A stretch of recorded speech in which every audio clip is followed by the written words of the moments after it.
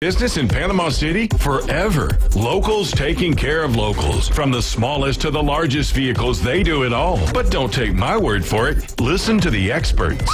Hewitt Tire and Auto, your certified AAA service center and hometown towing. Visit them online at HewittTire.com.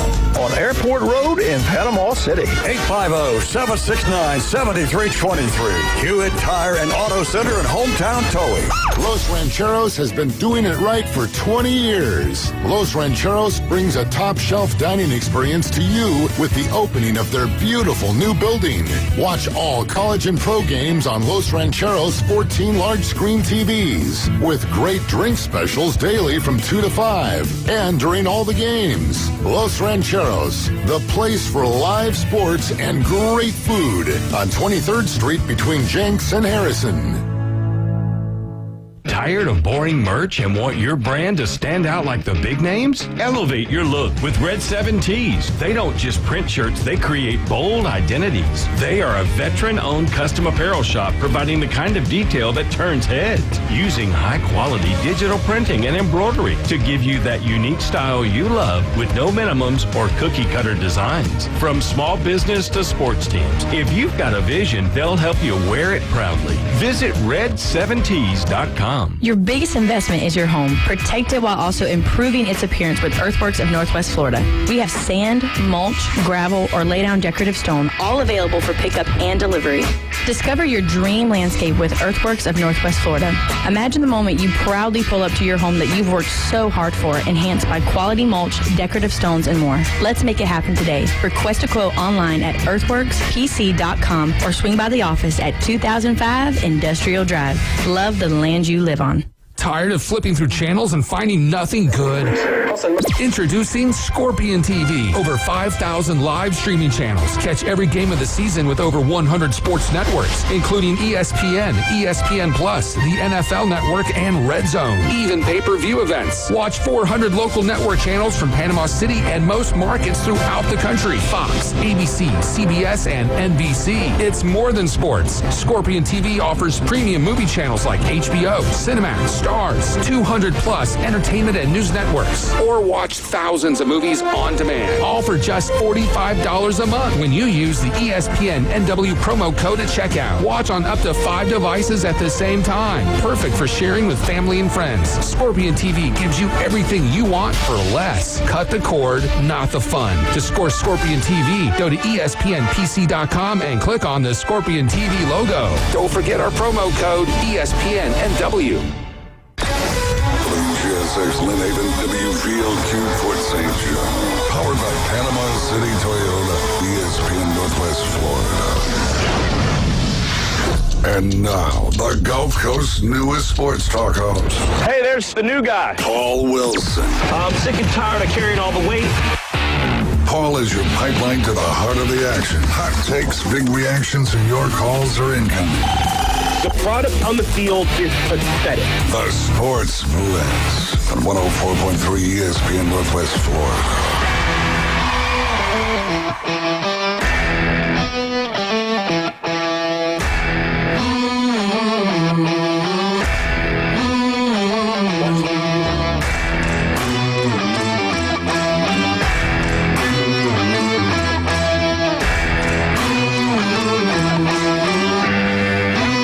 Welcome to Thursday here on the Sports Blitz with Paul Wilson here, 104.3 ESPN Northwest Florida. You found us here on the radio, whether you're listening to us from that or you're listening to us on Facebook, YouTube, or the ESPN Northwest Florida app. That would be great as well. You can download that, take us anywhere and everywhere that you go. We're having a great time here on this Thursday. Guys, it just seems like this Thursday is like the week has flown by.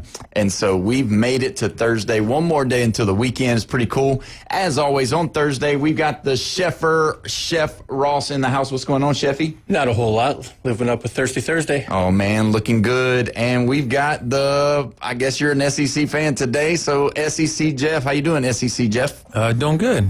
Good. Yesterday, him and Tennessee Brandon both were walking in here with orange shirts on, both of them. So I had to look at that garbage all day long. And in the glass bubble, as always, Bone Crusher supporting a certain business that's scattered, covered, smothered, and chunked.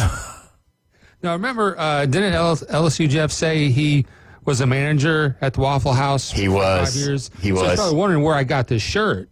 And whenever I wear this Waffle House shirt, people think I work there. But my buddy went to the museum in Atlanta. He's a big Waffle House buff. He lives out there. So that's where I got the shirt. That's pretty cool. I didn't know they've got a museum for Waffle House in Atlanta. They changed store number 1 to a museum, yeah. And Chick-fil-A did something with their first one on, I want to say it's the northwest side of Atlanta. Atlanta's balling. I mean, we got the World of Coke, we got the Chick-fil-A Museum, we got the Waffle House Museum. And they moved from Indianapolis, the College Football Hall of Fame. That is correct. Yep. So I haven't been there. I need to go. Yeah, there's a bunch of stuff there, but that's crazy, though. So you're wearing... So that's pretty cool. People think you work there when you wear it, so you're just walking around. I'll jump behind the grill. I'll get back there. I'm busy. How hard can it be? Can you speak the lingo? Actually, it can be hard. You'll be burning bacon before you know it. Yeah. Because you won't have your timing right on that grill. Yeah, so you got to, so it's a little... It's time. And also, I guarantee you, you're not going to, you can't flip eggs. I can flip eggs, actually. You can flip eggs? I can flip eggs, Really? yes. That's one So of you my... do a good over medium? I can do a good over medium. Wow. I can do it over hard. I can do over hard's running. easy. You bust the yolk and you just keep on cooking, you know? Chef Ross, we know he's got that wrist action going down. Oh, yeah. So that's what's crazy. I got Waffle House Jeff. I got Pretender Waffle House Bone Crusher. And I got a real chef to my left, and we're talking about how good I am at cooking eggs. I don't know. Well, you know, I mean, I met 2 people at Waffle House that cook faster than me. Yeah. And one was a guy, one was a girl. Yeah. And, I mean, they were blazing. I mean, it was crazy because I would be cooking next to the girl and she would just, I'm so used to orchestrating. It's almost like you're a conductor, you know? Mm-hmm. So you're telling the meat person something, you're telling the other person next to you do something or whatever. And it's such a routine that you do it day after day after day after. You work so many hours, you know? Yeah. And I would just turn to her and I'd tell her, hey, blah, blah, blah, blah, blah, blah, do this, do that, you know, everything. And I would turn and start saying something. And I'm like, oh, never mind. Because she'd already done most of it. Yeah. Yeah, she was just blazing. That's how fast she was. Yeah, she'd been cooking since she was 16. Wow. And she was 30, whatever, 38 years old. And, you do that for most of your life and you can do it in your sleep. That's crazy. I used to do a thing called sleep cooking. Oh, yeah. It was like I'm not fully aware of like everything, like I'm just barely woken up, and I can just do it all in my sleep because you know how it is in the kitchen. Everything's in this right place. As long as somebody didn't move something on you, you're just doing like this and, just boom, boom, boom. So what we're going to do, guys, is for our Facebook viewers, we're going to bring a Blackstone and set it up in here, and we're going to see who can outcook each other. Alarms are going off with smoke. I don't see any. We'll be okay. We won't get wet because there's no sprinklers in here, so the smoke will just be, it'll just be like a smoky room. Coach Hale comes in the next morning. Why does it smell like eggs and chicken and bacon in here? It's like, where's the Waffle House at? Yeah, so that's what we'll do. We'll have us a Blackstone back here. We'll get Chef Ross, let him cook something good. We'll taste it. Then we'll show everybody how it's supposed to look, and then we'll let Bone Crusher do his deal and show them how it's not supposed to look. You know what? If we have Facebook listeners or whatever, and they can chime in on the 70s, network, text in or whatever. Yeah, they should tell us what their favorite thing is or what they think is like the secret thing that they like at a place like Waffle House. Because, it doesn't have to be just Waffle House. There's many breakfast places around. Yeah, there's a bunch of them. Yeah. So that's kind of cool. So, okay, so since we're doing it, Bone Crusher, what's your go-to if you go to the Waffle House? What you going to get? Right, I'm going to get probably a burger and some hash browns scattered, but I'll take the onions out of my burger and put those on my hash browns, save the extra 20, 30 cents on... Frugal. Yeah. There you go. All right, Chef. Do you ever go to the Waffle House? Heck yeah. Okay. Well, the best time to go is like 3 in the morning. Okay. Well, I don't know why you'd be out 3 in the morning, but anyway, go ahead. Long day of work. Okay, I got you. So what's your go-to if you go to a Waffle House? I usually get like one of their flavored waffles, either blueberries or chocolate chips. hash browns scattered, smothered, covered, and chunked. You can get better waffles at the La Quinta than at the Waffle House. I'm sorry, they need to And he upgrade works at their waffles. Hilton They're Garden awful. Inn. Right? The La Quinta's not open at 3 a.m. when I need that Waffle House. That is true. All right, Jeff. So what's your go-to? There's 4 things, right? Yeah, I figured. You're a big guy, so I figured. And look, I'm not knocking the burger because the patty melt in the burger, it's actually pretty good. The best bang for your buck, money-wise, is the All-Star. You get the 2 eggs, you get the toast, and then the hash browns and grits. It's all carbs. And then you get to choose your meat. Bacon usually is the best thing to go to over sausage any day. Yeah. And then and you get your waffle. Yeah. You do have to lay down for a nap afterwards sometimes. Yeah. Or you get enough carbs. What's that? Or you get enough carbs to soak up that alcohol, and you can drive home. True. You're like staying awake. But I mean, that's the best bang for your buck. Yeah. But let me tell you, the cheese Texas bacon cheesesteak melt, I do without onions, is always a great thing. But the secret there is really how good the chicken is. Yeah. It's marinated in ranch, and it's delicious. Yeah. Okay. So mine is, I do the chicken bowl with the hash browns with no onions, with cheese, and then I get them to do 2 eggs on top over medium. Over medium. Oh, so you got runny on top of a little runny on top, and then I douse it all in some good old ketchup. And so that's a really good deal right there. That chicken hash brown bowl is good. So, but you got to have the cheese in there. Some people might even put have a half order of bacon and crumble it on top. That'd be awesome too. Yeah. So I mean, when you look at that, that's my go-to. That's what I do, and it's usually just like steaming out of the bowl. It's so hot. Oh, yeah. See, that's another thing about. Okay, I'm not promoting Waffle House, but here we go. Yeah. It's that the food's coming straight off the grill. Yeah. I mean, it's never cold. If anybody ever complains at a Waffle House that their food is cold or whatever, it better be toast. And that's it. Because otherwise the food comes piping hot right to you. Yeah. My little boy loves the waffle from Waffle House. So I get it. I understand what you're saying, but that's the one he eats the most. I got the secret. You ready? Mm-hmm. Not so much just the waffle mix as they don't use milk. Nope, half and half. Boom. That's it. Oh, yeah. That's the one. And, some people's secret on spinach and artichoke dip, heavy whipping cream. Yep. There you go. Yep. Well, we didn't realize it was going to be a cooking show today, but it has been. For the first 10 minutes of the show, we got Chef, we got Waffle House Real, and we got Pretender Waffle House, and I'll just be the one that eats all the food, so that's how we'll go from there. But, guys, we've been talking a lot about college football. Obviously, we're right in the beginning of the season, and, Chef, you haven't been here, so you haven't gotten to hear all the stuff. You hadn't got to see what they done to me. It's borderline workplace bullying. It's borderline needing to talk to an HR director or something. So I show up yesterday and I get a nice coloring sheet, or so I thought. But the coloring sheet was of the guy with he was giving the 1-finger salute to everybody. And then my friend over here, Jeff, he decided that he needed to bring me something to put my tears in. So we have a tears bowl now. So if anybody's team loses, we got the bowl for you here. So either way, you watch the Alabama-Florida State game. Give me what you think about it. Tell me a little bit about what you thought, what you saw. I did not see Florida State winning that game. I definitely saw them covering the spread, just thinking they can't be as bad. Alabama can't be as good as week 1. The weather was supposed to be bad, so I was thinking real low scoring. And, of course, the weather wasn't bad, and somebody forgot to tell Alabama what time they played. Yeah. There was rain, though. There was. Yeah. And it was hard rain about, middle way through. It was going pretty good, but it had no bearing on the game whatsoever. That was one of the things, too, that we talked about. I think the deciding factor was Coach Corso was 6-0 with all of the teams he coached and or played for. And then he was also perfect for his picks on Saturday. So yeah, that was something else that was just amazing. I don't know if there's ever been a time where he's picked all of them correct, and that had to be like orchestrated. I mean, that was just, I don't get it. And here we were going into that weekend, and I was making fun of he was only 66.5% over. Was it 29 years? I think it was 29 or 28 years or whatever it was. I mean, I was making fun of 66.5%, and I went 60%. You went 60%. Yeah, What did we you know? got to look at his. We'll look at yours. We'll look at if you were 60% too, because I mean, I hit one that he didn't hit on. He hit one on I didn't hit on. So I mean, 60%. Yes, not we're not looking good. Not very good. Week and one. I mean, Brandon was like 50%. Yeah, he went 5 5 for 5. So I think if I memory serves me correct, you're either 60% or you're 50%. But you got the Ohio State game. I do remember that.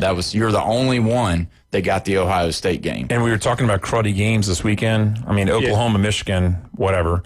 But the following weekend, I looked at it. Another cruddy weekend. We have a couple of SEC games that are going to be close, but other than that, it's not looking like a really good weekend, especially if you're Big Ten. They're playing a bunch of cupcakes. Yeah, well, they're playing Alabama. We're going to be looking into it, and then we'll be able to. I heard that. We'll be able to talk about it a little bit later. We're going to talk about week 2. We're going to do our pick'ems and all that with Ross. But when you look at that, though, I've kind of shifted a little bit, so it'll be interesting to look at those games. I don't think they're too bad as what we talked about at the beginning. There might be some decent games that people will watch and will want to watch. So I'm excited to see what's going to happen, because those, obviously, when you look at them a week away, and then you kind of see something different. Well, exactly like the South Florida one. If they beat the Gators this week, they're playing the Hurricanes the week after. They're a top 10 easy. Yeah, that's a big deal. But going back to last week, though, I mean, I'll own it. My biggest miss was the Alabama-Florida State game, because I said a point. I didn't say a point on any game. I said Alabama by 18. Yeah, I remember. 13.5 was the spread. I wasn't even close. Well, there was people that lost. I mean, it was way over. I mean, 13.5. I mean, everybody took that just about. I mean, it was.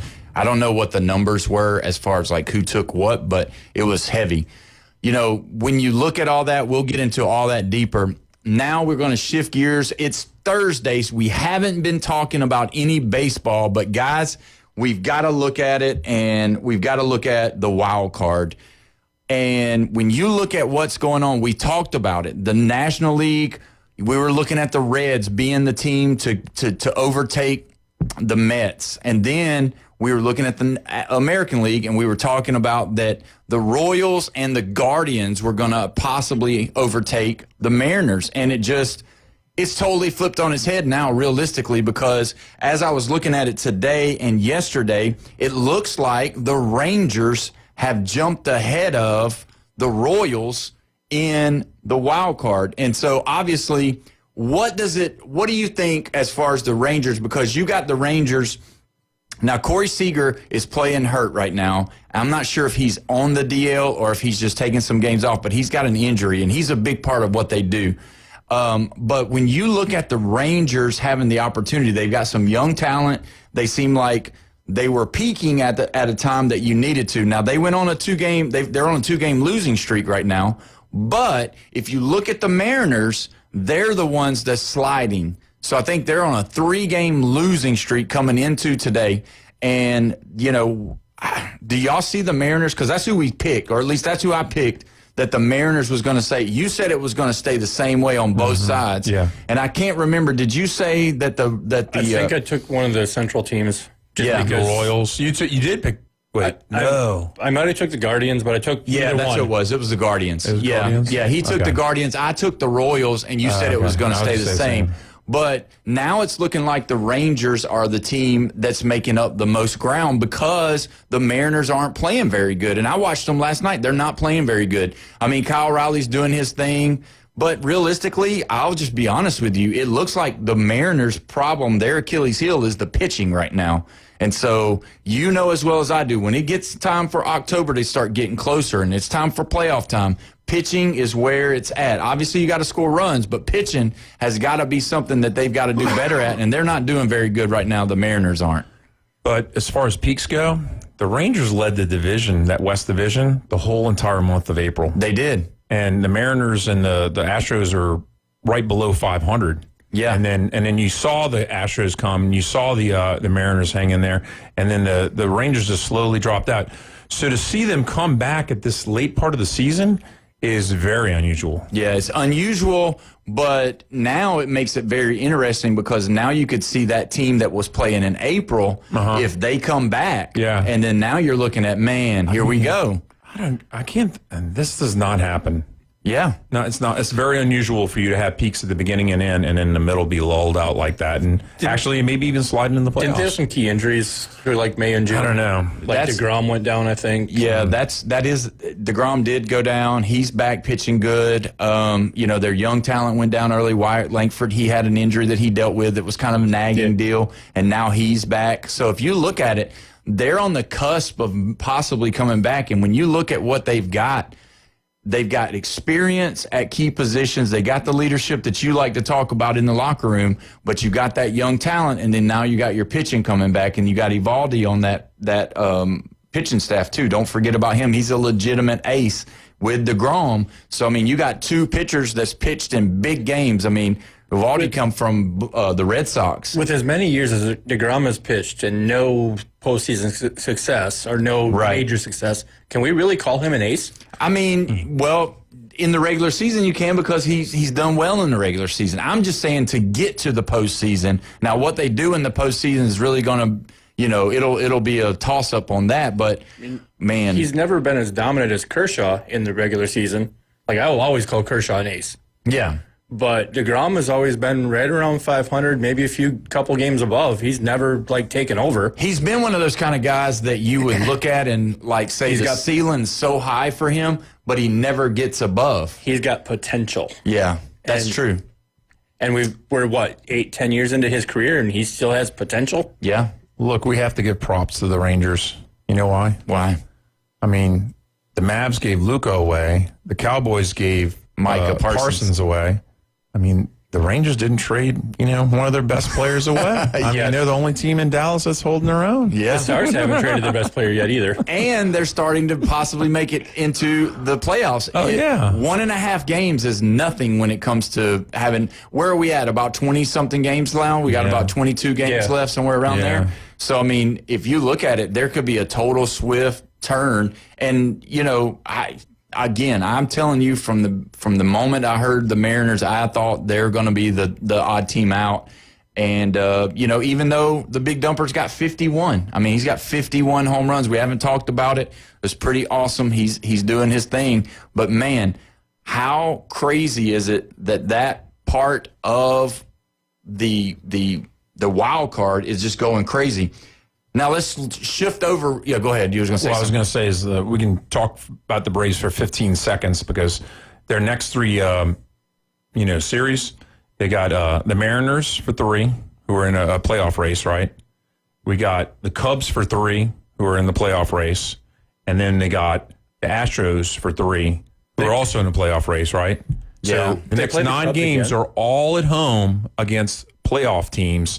So you can go get some cheap tickets for Atlanta Braves game, but you're going to see a team that's going to miss the playoffs, and then they go on the road. So who cares? Yeah, they just finished with the Cubs yesterday. Yeah, and they go back again. They go back. The other teams do that all the time. They'll play 3 and then go somewhere else and then play 3 against the same team. If you look at it too, the Braves aren't playing bad either right now as far as the last month. Yeah. And the thing is that there you go with the Mariners starting the series.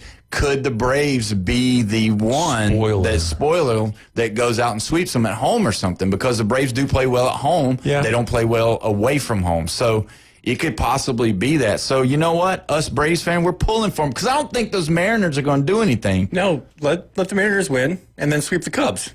Oh, man, no. Man, I didn't realize you had so much hate for the Cubs. Oh, yeah, he hates the Cubs. Oh, that's right. The Twins are your second team. Yeah. So he's all Northern. So the Braves are your second team? The Braves are my first team. My second team are the Yankees. Well, you couldn't tell. Figure that out. Yeah. But anyway, you're from Mobile. I mean, all Mobile people love the Yankees. Love the Braves. No. Well, you should because, it's the home of Hank Aaron. Yeah, that's true. You should be a Braves fan. Yeah, we are. And I talked to Hank Aaron. That was my first interview. How about that? What? Yeah. That's first time to ever, as a kid, I ever got to ask a question to a celebrity was Hank Aaron at South Alabama. He was doing a hitting instructor thing. Oh, wow. And he did his hitting instruction, and then then he looked over into there was only, I'll be honest with you, there was probably 45 people there.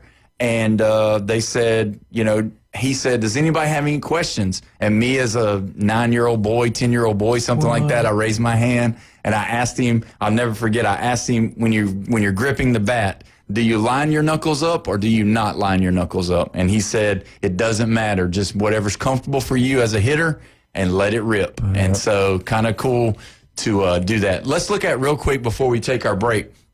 We're going to look at we looked at the AL. Now let's look at the NL. We talked about how hot the Reds were, and they were.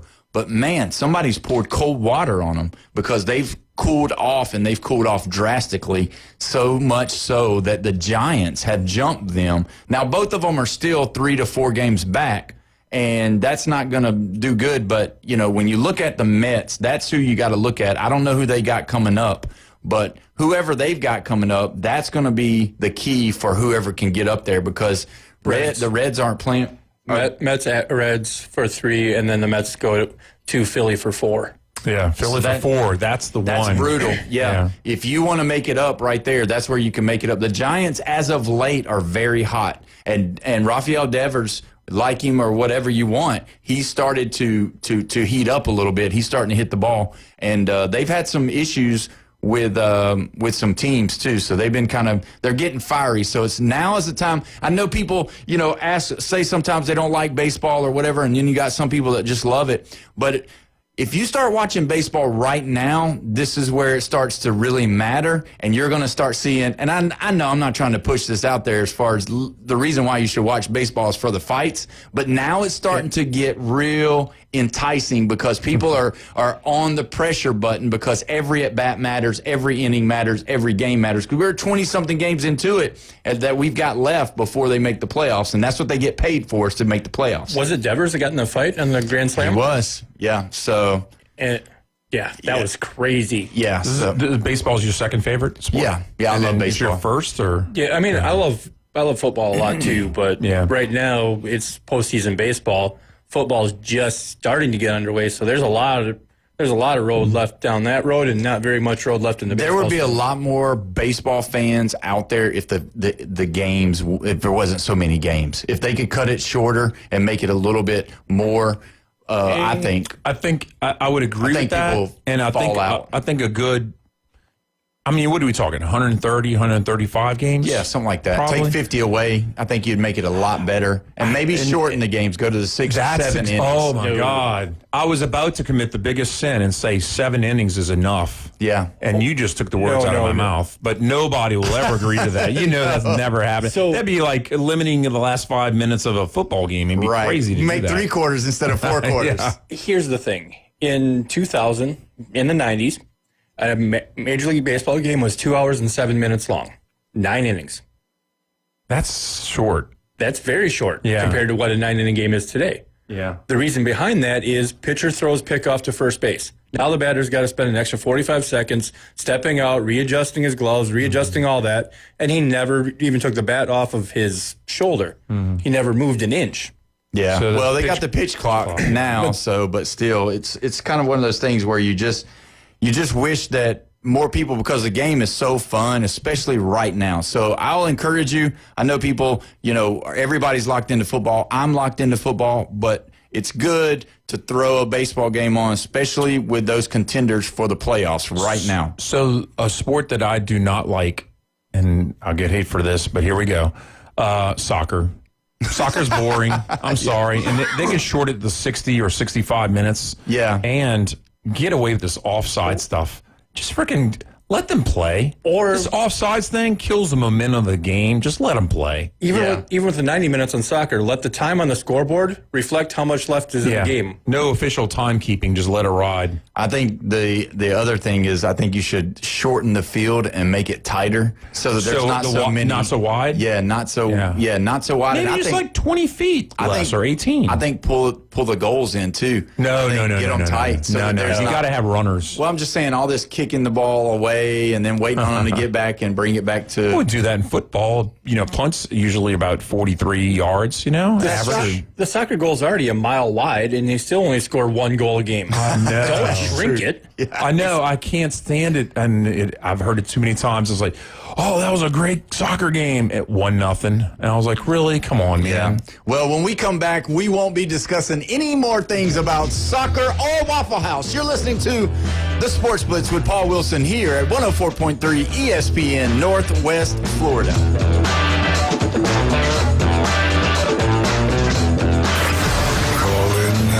This is Touchstone Service. The Red 70s studio line is open. Demonstrate how to make a call with your dial telephone.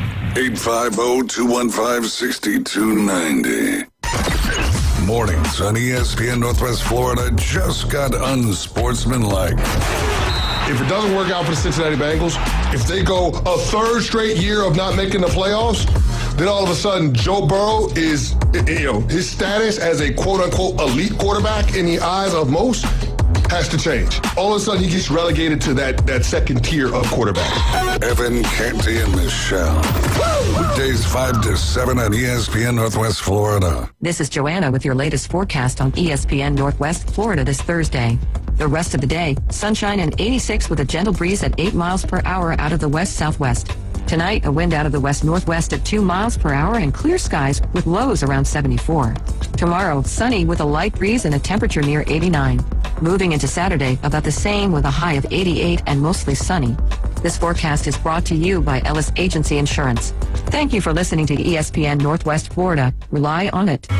Visit the newly remodeled Mid-South Lumber Hardware and Feed Store in Youngstown. They have a full line of plumbing, electrical, hardware, and tools for your DIY home projects, as well as lumber and animal feed. Now offering not only baby chicks and a full line of poultry supplies, but also bunnies and parakeets. They also carry a wide selection of Duplin wines and gourmet products so you don't have to drive to the beach. Come see us at Mid-South Lumber on Highway 231 in Youngstown.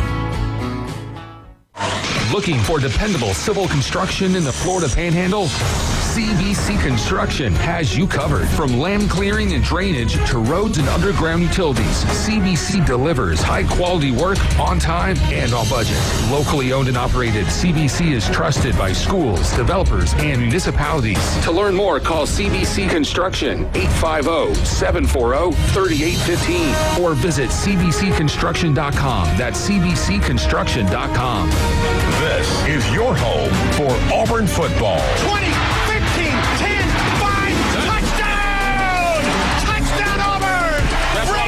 It's going to be a run. Jackson Arnold's got it. Jackson Arnold, 10, 5. He dances into the end zone. Touchdown, Auburn! Saturday, kickoff on the Plains against Ball State, exclusively on the Auburn Sports Network. Coverage starts Saturday at 5:30, kickoff at 6:30 on your home for college football. ESPN Northwest Florida. You found us inside the CBC Construction Studios. The new Sports Blitz. Oh, yes! Rants, hot takes, and huge reactions are incoming on 104.3 ESPN Northwest Florida. That's right. You found us here at the Sports Blitz with Paul Wilson here at 104.3 ESPN Northwest Florida. Don't forget, you can call in, you can text in 850-215-6290. We've been discussing a lot about baseball. We're going to continue some of that in just a second. But before we do, I didn't really make it very clear. If you want to tell us what your go-to is for Waffle House, you can text us, you can call in, or you can write it up on the Facebook page, ESPN Northwest Florida. Just go on the app there or go on the Facebook page and you can comment, you can like, you can share. We appreciate all of that because as our sponsors look at us, they want to know who's watching and how many people are watching. So it's a cool thing to do, and we appreciate you doing that because some of this entertainment is so good. I mean, the Waffle House pretender and the Waffle House contender. I mean, I had no idea that Jeff was a Waffle House person. I didn't realize it, and now I didn't know that there was a Waffle House museum that they sold items at in Atlanta. So, I mean, the next time we go to the Braves, the next time maybe we go watch the Falcons, we might have to go to the Waffle House Museum. Or if you've been to the Waffle House Museum, maybe you can send us a couple of pictures and we won't have to go. But I don't know. Either way, it might be a pretty good time. But anyway, so did you have a good time, Bone Crusher, there? Or your friend, did he have a good time? He had a great time. He got me a souvenir T-shirt, and I was actually recruited by the Waffle House. They tried to bring me in as a manager for the Waffle House. So Jeff may know this, but you guys, to be a manager, you have to have a college degree, and you have to pass a drug test, and you have to pass a hair test. Hair test? A hair test. He had a bald guy that they had to take the hair off of his legs or chest or something. Shut like up. That. No, I don't make this stuff up. No, you're making He passed it, I mean, actually, I know one guy who failed the drug test to become a Waffle House manager. Oh, yeah? He was younger. Yeah. Now, they also told me when they were trying to recruit me that if you get 2, 3, 4, 5 stores, you start getting stocks, and you're going to retire a millionaire. Oh, yeah? So it's private company. Only the people who work for Waffle House can buy the stock. Can buy or own stock. As soon as you quit or get fired, you sell all your stuff back. Okay. Yeah. So that's how it is. So did you run a store? I mean, were you a manager? Oh, yeah. For how many absolutely. years? 5, more than 5. So you sold your stock. Did you make money on your stock or did you lose money? Yeah. No, they're actually really good. I don't want to say the average is 7. It's more than 7%. Yeah. Even when tough times and all that, Waffle House really does kind of, I don't want to say pay the dividend. It appreciates. Yeah. So it's a good stock too. Is it a franchisee type thing too? I don't know what the percentage is now, but it was hovering around 70% of the stores were corporate owned. Okay. And they bought out, and this is going to sound weird, but there's certain companies like East Coast Waffles, Mid-South Waffles.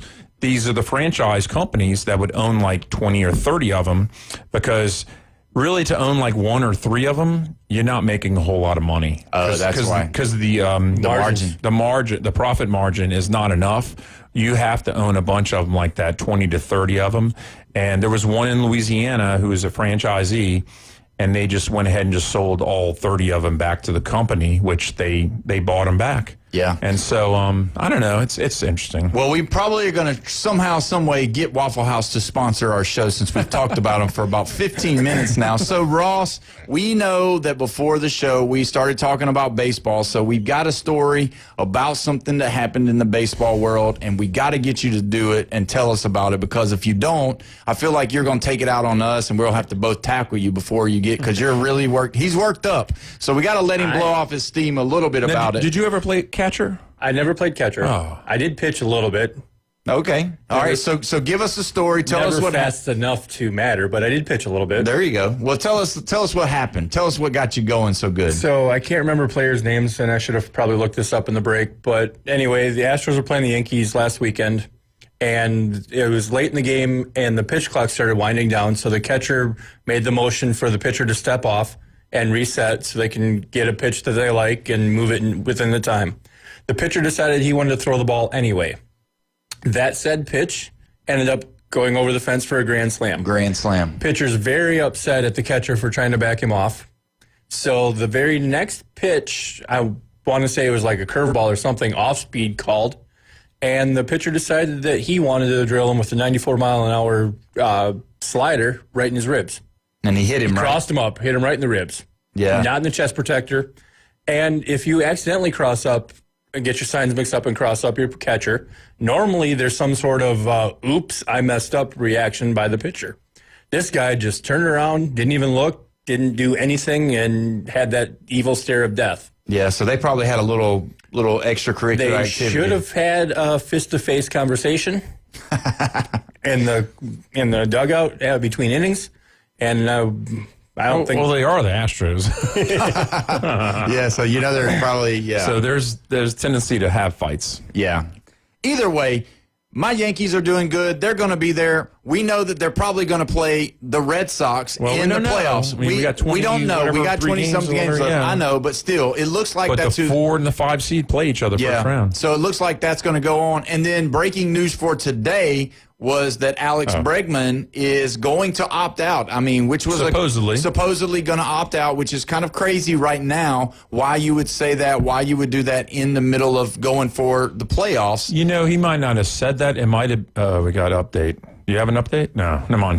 There's a good chance. But I mean, it might have been a reporter just pushed the issue and said like, blah blah blah blah blah blah. You know, keep on tell me something, give me something to write about. You know, and Bregman might have just cracked. Who knows how this all went down? Yeah. So either way, what are the chances you think of him going back to the Astros? Not very good. Really? I mean, I guess he could go back. He's a great third baseman. But with Pena there, and then now you've got Correa back. I mean, where are you going to put him? I mean, I guess you could DH I don't think him. Teams really worry about. I mean, they do worry about that a little bit, but yeah, the only thing a good player like that, they want him. Well, the only thing we can talk about next year is that the Atlanta Braves need to get Kyle Schwarber from the Phillies to get some power and RBIs going for my Braves, just so you know. And that's what I want, and that's who needs to come. So, Kyle, if you're down here, you're not, but you're playing somewhere else. But if you do come down here, maybe you're listening on Facebook, Kyle, come to Atlanta. We need you, brother. We'll take good care of you. We'll talk to you. We'll talk about you on this show a bunch, I promise. Are the Braves the biggest disappointment of baseball this year? For us fans, yeah, obviously, But, yeah. I mean, is there any other team that you would think? I don't think so. Not to me. I think everything's kind of went the way that I figured it was going to go. The Reds are pretty disappointing. But I didn't think the Reds, for only the Reds fans, I don't think anybody thought that they were going to be. They weren't going to win a division. I had them picked in the playoffs. Yeah. But I had them above the Brewers. So I had Cubs, Reds, Brewers. Yeah. I would say the biggest surprises for me, and sorry, but Brewers, Tigers, 1,000%. and Blue Jays, those three. That's the definite three. We do have a Red 70s phone line. Robbie in Panama City says, my favorite thing to get at Waffle House is the sausage, egg, and cheese grits bowl. We hadn't talked about the grits. The grits are legit at Waffle House. You throw a little cheese on there, a little salt and pepper, and there you go. Because the grits are real hot. They keep them in the heater deal thing going, and you just scoop those babies out. And grits, now this is the thing about grits.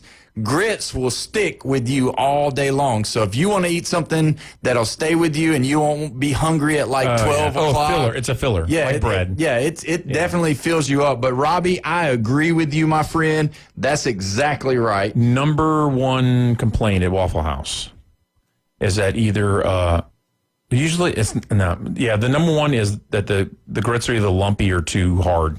Yeah. Yeah. That's not the number one complaint at the Waffle House. Well, you think it's the cleanliness?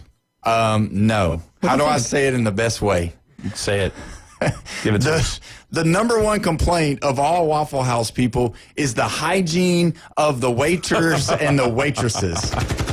I mean, come on, man. If you don't have them in there, if you don't have any in your front, don't smile at me and ask me what I want to eat tonight. Just keep them closed as much as you can. Get my order. Turn to the side. I don't want to see that. I don't want to think about the dentist when I go to the Waffle House. But I'm just saying, we're going to move on. Let's move on. Also, when you look at the Yankees, they're doing what the Yankees do what they do. And when you look at Giancarlo Stanton, he moved over the other night and played left field, which was a first for him in like 15 years. And so in that game, he hit a home run that was like 120 mile an hour exit velo. So the Yankees looking pretty good. I think realistically, when you want to look at the Yankees, I know you don't, but when I look at them, I'm thinking they're playing good enough right now. Their passion is there. Grisham is, having his best year ever. The home run that Chef was talking about was Grisham hitting it. And that's the thing. One of our Facebook, I think it's Tennessee Brandon, said sugar and butter in the grits the Southern way. So there you go. I've never had sugar in my grits. I've never had it. It's a Southern thing, but it's not a Louisiana thing at all. Yeah. But let me tell you what's the other thing. In Mississippi and Louisiana and a little bit of Alabama, they want a lot of sugar in their sweet tea, boy. Let me tell you. They want to rot their teeth out. Yeah, for sure. That might be the problem with the waitresses and the waiters at the Waffle House. But when we come back, we're going to discuss college football. We're going to talk about Texas. We're going to talk about Ohio State. We're going to talk about all the stuff going on in college football. You're listening to the Sports Blitz at 104.3 ESPN, Northwest Florida.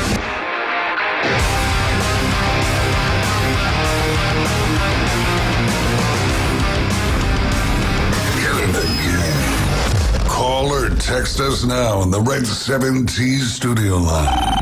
850-215-6290. Are you sick of the old sports talk? The vanilla opinions? The polite debates? The hosts who are afraid to say what they really think?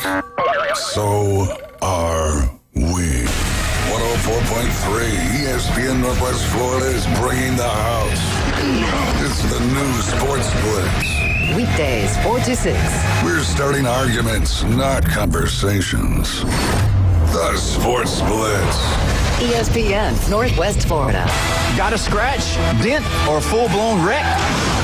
Bring it to Recommended Collision Center in Panama City. From small scratches to all-over paint jobs, from fender benders to major collisions, it's Recommended Collision Center. They work with all insurance companies and offer customer pay options too. A family-owned collision center that takes pride in top-quality repairs, friendly service, quick drop-offs, and a fast turnaround. So when life throws you a wreck, they'll help you get amended. Recommended Collision Center, 1329 Jinx Avenue, Panama City.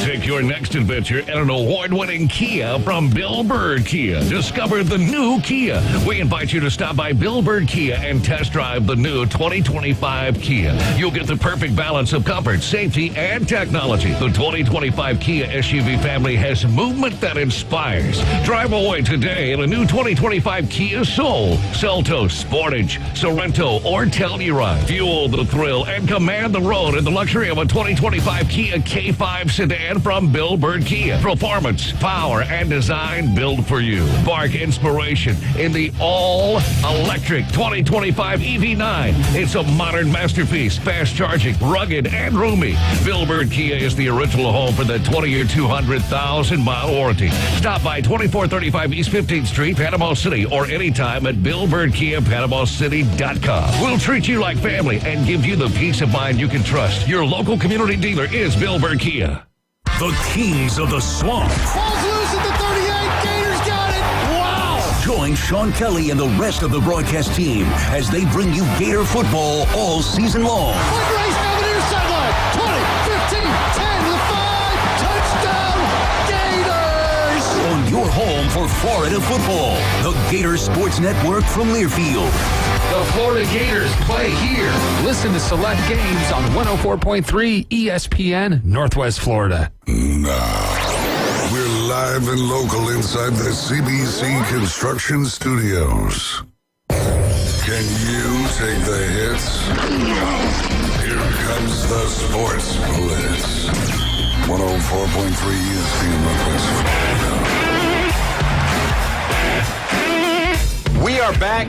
You're listening to the Sports Blitz with Paul Wilson here at 104.3 ESPN Northwest Florida. Don't forget, you can call in, you can text in on the Red 7T's phone line, 850-215-6290. You can also message us on Facebook, ESPN Northwest Florida, our Facebook page. We're live right there if you want to see what Ross looks like, if you want to see what Jeff looks like, if you want to see what the Bone Crusher's wearing, the Waffle House shirt, you can look at that as well. And I'm on here as well. But we're asking the question, if you want to text in, if you want to comment, what's your go-to at the Waffle House? What do you like there? I mean, we've had a lot of grits, we've had a lot of bowls, we've had a lot of waffles, we've had a lot of hamburgers. You know, some of the melts, all of those things, I don't know. I might have already said all the stuff. But either way, is there anything you like? What's your go-to? Maybe you're traveling. Maybe you're, late night like Ross is talking about. You getting off work, or you went to a local establishment that you was dancing at. I don't know where you go. But either way, tell us what your pick is now. Oh, here's the sin, though. I don't disagree with sugar and grits, though. I don't do it. But the ketchup. I understand putting it in hash browns, but in the eggs? Yeah, see, that's the thing. The eggs with the hash brown, you got to have ketchup on the hash brown. So if you're mixing the two, mixing in two, you got a little bit of egg. What's that called? Juice? Egg juice? Well, some people call them runny eggs. Well, I know that, but what do you call the? It's the yolk. Yeah, no, it's the yolk, but whatever. Well, yes, the yolk. It's just yolk. But I call it egg juice. No, juice, man. Come on. So you got the egg juice in there mixed in with the ketchup. Yeah, no. That's pretty good. Ketchup and eggs? No, I'm not about that. Not the eggs, but the juice. I mean, there's one worse thing you could do with ketchup, and that's put it on steak. Yeah, that's true. I agree. One thing I've learned is ketchup is like white people spice. We got to move on. All right, so here we go. So when you look at it, Texas versus Ohio State. Obviously, the biggest game of the year coming into the first week of the football season. And, guys, I'll be honest with you. I know a lot of people were heavy on Texas. You got all of these people. You got Feinbaum. You got all these talking heads at ESPN saying this is the year. This is the Texas year. They've got the perfect storm. They've got 5 stars everywhere. They've got the quarterback with Manning on the back of his jersey. They've got Steve Sarkisian. Some call him an offensive genius. And when you look at them, when you see what they are showing on their roster, you've kind of got to agree with them. They spent the most money during the offseason getting the recruits there, getting the transfers there, and they've got the kids that were already there. And then you've got Ohio State, the returning champions, the returning, college football playoff darlings. They've won every year. They've changed it to something else. They've won the national title. And so if you look at it, when they went from BCS to the college football playoff, they won. When you look at last year, they changed it, added more teams. They won. As bad as I hate to say it. But, this year they're not going to win. But anyway, let's move on from that statement. No, but they will next year when they add more teams again then. I don't think that's going to happen. But either way, so what was the biggest thing coming in? I mean, I guess we all kind of got to agree to it unless you want to look at something else. But, I mean, wasn't everybody's expectation, what is Arch going to look like? Wasn't that what everybody was? I mean, that's kind of what I was looking at. Arch Manning. What was he going to look like? Would that be the first thing that you thought of when you were watching that game is what was Arch going to look like? No. What? He had the two biggest enrollment schools in the nation as enrollment goes. They're the big schools, and they're playing at Ohio State. Ohio State's the favorite. Texas is the number one. And they're talking about Arch Manning, but, I mean, let's not get our hopes up. Every time somebody starts up with this is the guy for this year, it doesn't happen. The guy that was from Jacksonville, played for Boise State. There was a running back, Genty. Yeah.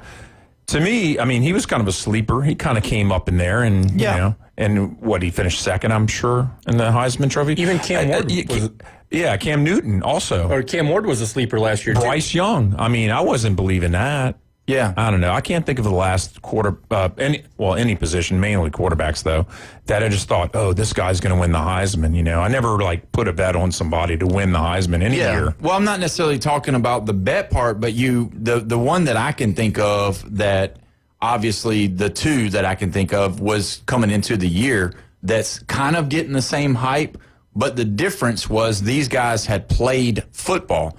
Don't forget, Tim Tebow was highly touted coming into college, and then when they won the national title, where him and Chris Leak were splitting plays, but they really wasn't splitting plays. They just had different packages for Tim Tebow, and then they'd bring him in on the goal line, inside the 10. Yeah. He was getting his number called.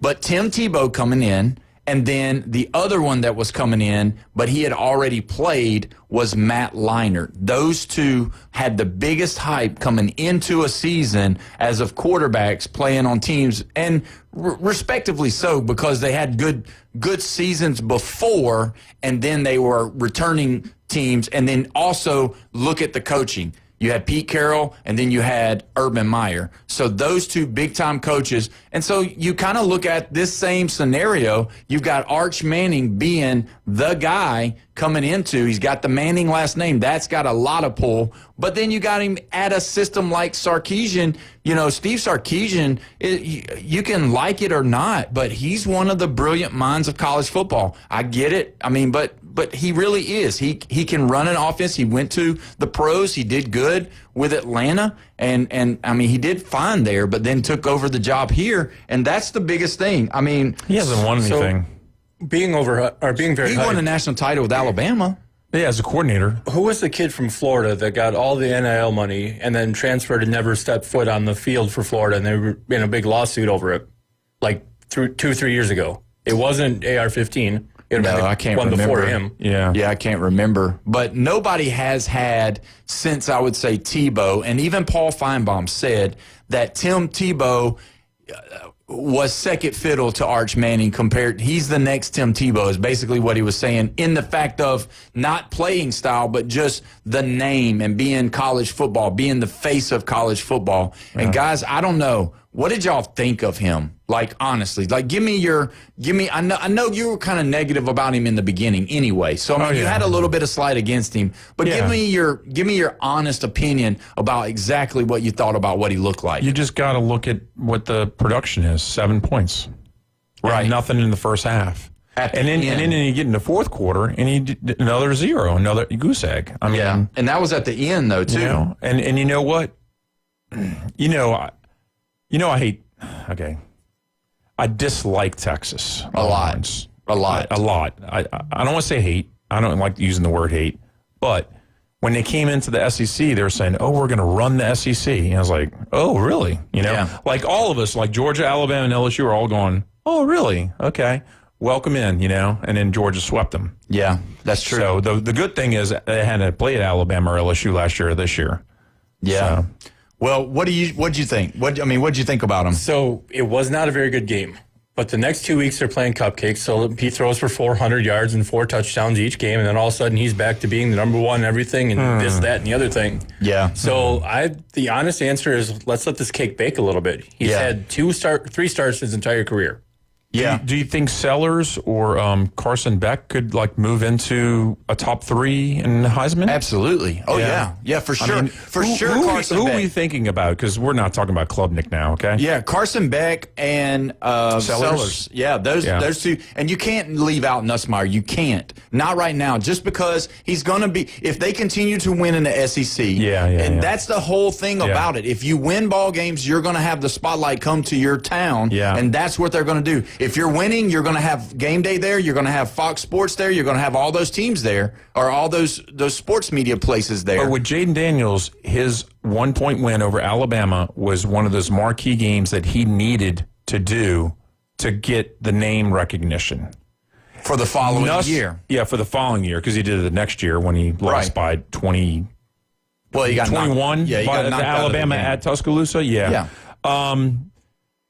What was I going to say? I lost my thought pattern, but I don't want to say they have to win at Ole Miss, but it sure would help. Yeah. I mean, you have to win. Okay, first off, you have to play the Gators at home, and then at Ole Miss, that might be the marquee game for him to establish to be in the top 3. You're talking about LSU. Yeah, for Nussmeier. Yeah. He's not in the top 3 right now. No, I don't think. But if he wins at Ole Miss, he's in the top 3. But he's in that talk, and he is who they picked for the SEC quarterback first team. So don't forget that. Yeah. So he was number 1, and then Sellers was number 2, and then Lagway was number 3. How they ranked them. If Drew Eller beats Ohio State, there's a Heisman. Well, I don't know. I'm not sold on him either. Yeah, I'm not sure. No, but if he beats Ohio State and they're top 5, do they have to play? They don't have to play Michigan, or does Penn State have to? I don't know.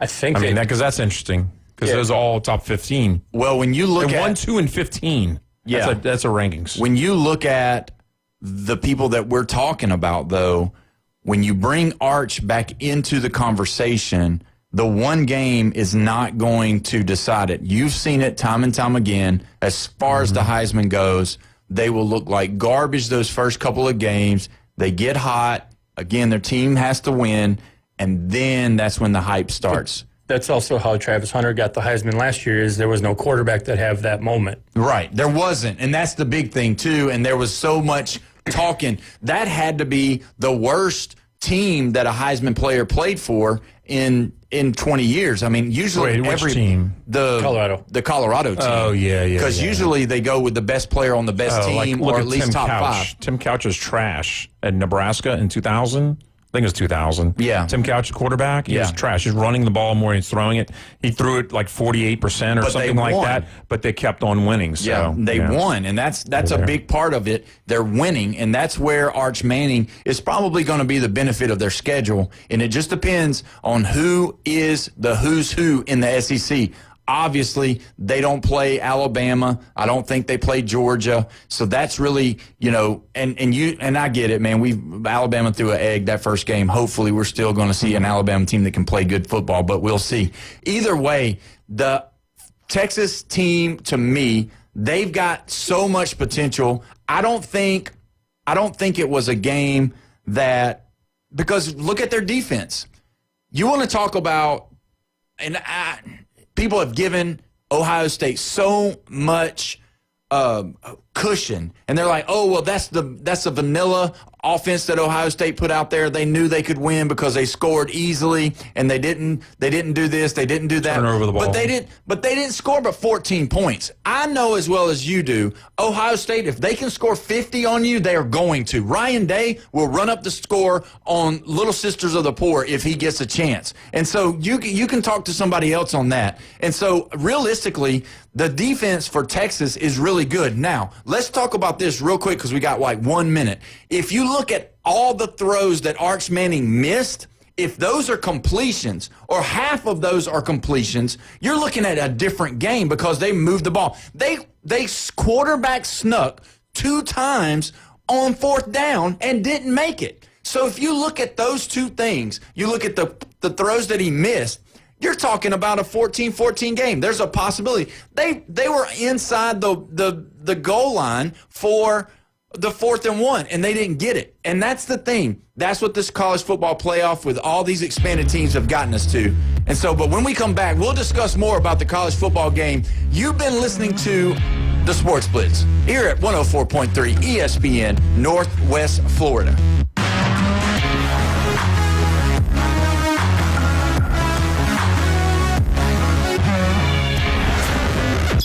The Red 70s studio line is now open. 850-215-6290. 104.3 ESPN Northwest Florida. The Coach James Hale Show. Mark, you know what he did Saturday? Every time Florida State would score, he would text me and goes, "Do you know the score of the FSU Alabama game?" Hey, every time y'all get me on, I think it's in the Auburn segment, so can we bleed over just a little on Bama? Yeah, go ahead. Bleed all you want. Weekday mornings 7 to 9. At 104.3 ESPN Northwest Florida. This is Joanna with your latest forecast on ESPN Northwest Florida this Thursday. The rest of the day, sunshine and 86 with a gentle breeze at 8 miles per hour out of the west-southwest. Tonight, a wind out of the west-northwest at 2 miles per hour and clear skies with lows around 74. Tomorrow, sunny with a light breeze and a temperature near 89. Moving into Saturday, about the same with a high of 88 and mostly sunny. This forecast is brought to you by Ellis Agency Insurance. Thank you for listening to ESPN Northwest Florida. Rely on it. Mid-South Lumber, where they treat you like family. Locally owned and serving the residents of Bay County for over 45 years. See Mid-South Lumber for all of your DIY projects, including windows, doors, siding, lumber, and millwork. Are you building a new home? Bring your contractor in to Mid-South Lumber and meet with a member of their sales team to discuss your framing, siding, windows, and doors. Mid-South Lumber, the biggest little lumber yard in Panama City. 717 West 11th Street. PCB Hobby, the beach's premier hobby store for sports cards, comics, coins, and trading card games. PCB Hobby carries the largest selection of boxes and packs from the latest releases of brands like Topps, Panini, Leaf, and more. Looking for a specific player or team? PCB Hobby has a wide assortment of raw and graded cards. They carry parallel rookie, game used, and autographed cards in both modern and vintage. Have a collection you want to sell? We buy, sell, and trade. PCB Hobby on Back Beach Road, just east of Florida Linen. Call 850-320-8388. WGSX Lynn Haven WVLQ Port St. Joe. Powered by Panama City Toyota. And that's out of the ballpark. ESPN, Northwest Florida. This is your home for Auburn football. 20, 15, 10, 5, touchdown! Touchdown, Auburn! It's going to be a run. Jackson Arnold's got it. Jackson Arnold, 10, 5. He dances into the end zone. Touchdown, Auburn! Saturday, kickoff on the Plains against Ball State, exclusively on the Auburn Sports Network. Coverage starts Saturday at 5:30, kickoff at 6:30 on your home for college football. ESPN, Northwest Florida. Broadcasting from the CBC Construction Studios. Marquee matchups, huge rivalries, and fan favorites. The college football headquarters on the Gulf Coast is 104.3 ESPN Northwest Florida. Now back to the Sports Blitz. You're listening to the Sports Blitz with Paul Wilson here at 104.3 ESPN Northwest Florida. We've made it to the 5 o'clock hour. It's 5:01, baby. You got off work. You made it to Thursday, past Thursday. You got one more day. You got one more day in you. I'm gonna be your coach. You got one more day to wake up before the weekend. You can do it. You can do it. You can do it. Now, are you working tomorrow? I am, yeah. Okay, you hadn't been working the last couple of days. That's why I was asking. But, man, so you can do it. Don't forget, you can listen to us on Facebook. You can listen to us on YouTube. All you have to do is type in ESPN Northwest Florida, and you'll find us on there, as well as you can call in. You can text in on the Red 7T's phone line, 850-215-6290. And I don't like to be cliche-ish, but kind of the question of the day has kind of been, what is your go-to for the Waffle House? So I'm going to go and check the Red 7T's phone line. We do have another text here. My go-to at the Waffle House, Mark 6, over easy, scattered, smothered, chunked, pull bacon, pull sausage, toast, add a waffle. Y'all are doing great, guys. Thanks. Thank you, Dustin. And that's Dustin's deal right there. My man is not playing games. You eat all that food, you're going to wobble out of that place. I'm telling you. That's a lot of protein. That's a lot of food, man. But that's good. Hey, I know that, like, growing up, and I don't know if how your guys were with your dad, but, like, my dad, he's a big dude, 6'4", about 250, and he's always been that size since I've been here. So either way, the way Dad would do it, he'd order his food, and then whatever you didn't eat, whatever Mom didn't eat, he'd eat the rest. And so he would be the one. I call it batting cleanup. That's what I call it.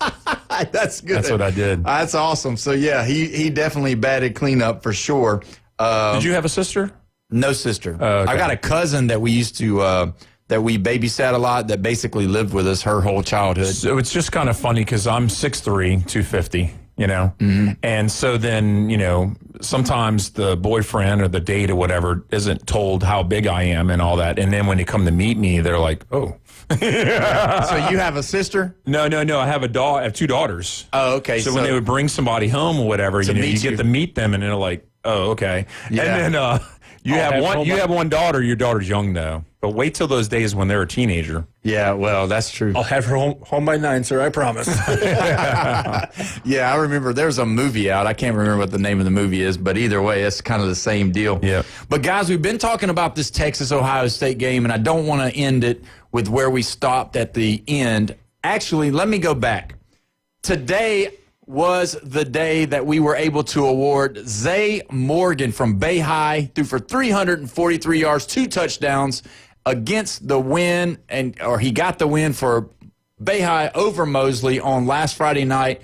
And just a great young man. We got to talk for a little while. He was very thankful. Got some gift cards. Is he a junior or he's a senior? Oh, he is a senior. So, yeah, very good. And like I said, man, he's got a really tall wide receiver over there, number 2. He's probably 6'5", 6'6". He hasn't committed yet, but I know that a lot of teams want him. People are saying that there's a good chance he's going to go to Florida State, the wide receiver. And so you would think having somebody that big, that tall, that's that good, that would be his number one target. And not to say that he doesn't throw the ball to him, but man, he spread the ball out. And I'm telling you, he dropped some dimes too. There was one that he made his second progression call. His first progression was out in the flats, kind of like an out. But then he had the slot guy, number one, was going on he did a post down the center of the field, almost like, I mean, he still kind of hooked it. And when he did, man, he looked, he saw that that one wasn't open, and he looked again, and he saw that number one had 2 steps on the safety, and he let it rip, buddy. He caught it right over his shoulder, took it to the house. Just a breakdown in coverage by the safety. He bit on I don't know if he gave him a little stop and go or what, but either way, Zay did a great job, great young man. And don't forget, this Friday night, there's going to be some more high school football going on, and we give those kids our Sports Blitz Player of the Game, Player of the Week for high school football. It's been great going over and meeting those guys and taking a picture with them, and we'll be putting that picture on Facebook here soon, and you'll get to see me and him, and he got some awesome gift cards and some cool stuff, so it was really cool to see. So anyway, just wanted to say that before we get back into this Texas and Ohio State deal. Well, timing is important, and Florida State beating Bama really helps Florida State's recruiting. It's going to be huge. Massive. Because then doing the 2-10 last year, if they would come in and lose to like 18 by like what I was saying, yeah, it would not look good for their recruiting. No, and you wouldn't know if that coach that's been recruiting you is still going to be there if their season wasn't any good. So, and we've been seeing it on the line a lot, and people are already saying that game saved his job, Norvell, and it probably did. If they go out and have a 10-3, some 9-3, 8-4, yeah, they're gonna be just fine. They're gonna have him there. You know what I don't like though, and I didn't say anything to Taylor. I was a gentleman on Tuesday. You'd have been proud of me. I was a gentleman. I let him go first and talk all the smack, tell all the stuff. But I'll have to watch it. I'm tired. Huh? What'd you say? I'll have to watch it. You'll have to watch it. But the thing that aggravates me the most is that now that Mike Norvell and the Florida State Seminoles, we'll get to the Ohio State in a minute, but Jeff threw me off on the Florida State stuff, so I had to say this. But Mike Norvell has been being in the press conferences and talking, and man, he's just talking a little bit too much. I get it. You beat Alabama, that's great. Have your parade, say what you want to say, but don't be so disrespectful. Some of the stuff that he's saying, we should have won by 50, all this stuff that he's talking about. Yeah, we wanted to keep scoring. We knew we could score at any time. We knew this, we knew that, we knew this, we knew that. You wasn't knowing nothing 2-10 last year, so don't get too happy about your successful one game because you still got a pretty tough schedule. You still got to play some people that are going to put up some points. And the thing is that you do have some people hurt, and to me, is that the way to go about it? Is that really the way to go about it? Week 1, you beat a team you're not supposed to beat. It's the upset of the week. You're wanting to encourage your guys, but how much is too much? Because he realistically had a lot to say in his press conferences, and it was very demeaning of what he was saying. It wasn't that our guys. It was, we could have scored 50. We should have scored 50. I was mad because we didn't score 50 because we were so dominant. Nah, they weren't that dominant. That's a lot of talking. I guess he's just excited because he got divorced from DJ Ugalala. Yeah, that's the truth. But, don't get me wrong. Get excited about beating Alabama. They were a top 10 team. They come to your place. It was not supposed to happen. But don't be disrespectful because do you realize that usually comes back to bite you in the end? It always does. Talking smack, so they're doing playing all that Tuscaloosa in 2 years? I don't think so. It'll probably change. I think it's going to change just because of the way. I don't really know what we're doing in the SEC because of the 9-game Usually, schedule. you play one home and one away. You usually do, but now that they're going to go to that 9-game schedule next year, I don't think it's going to change. That'll be a payout. I'm wondering how they're going to do. That's a payout. Well, they already did get rid of the West Virginia game. I know that's not as big, but I would say West Virginia game is about the same as Florida State. So, I don't know. You don't want your head coach talking smack. Not like that. Here's the thing. The days of act like you've been there before are long gone. Oh, yeah. We are the get off my lawn crowd of act like you've been there before. Yeah. So therefore, he's got to talk smack to get these kids interested in his school. Yeah. What's the worst take? Dabo talking about LSU after the game, after he lost? Yeah, that's the worst take. That's probably the worst. Yeah, and Brian Kelly was quick-witted, so yeah. I mean, I don't want to say we kind of like him a little bit better that he came back and said something after the game. Yeah, I don't know. I just don't like Brian Kelly. But anyway, let's move on. Yeah.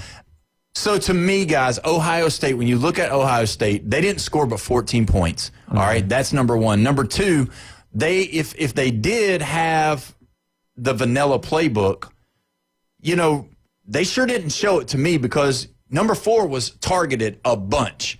Now, number 4 is the best player in college football, Jeremiah Smith. He looks like Julio Jones' little brother.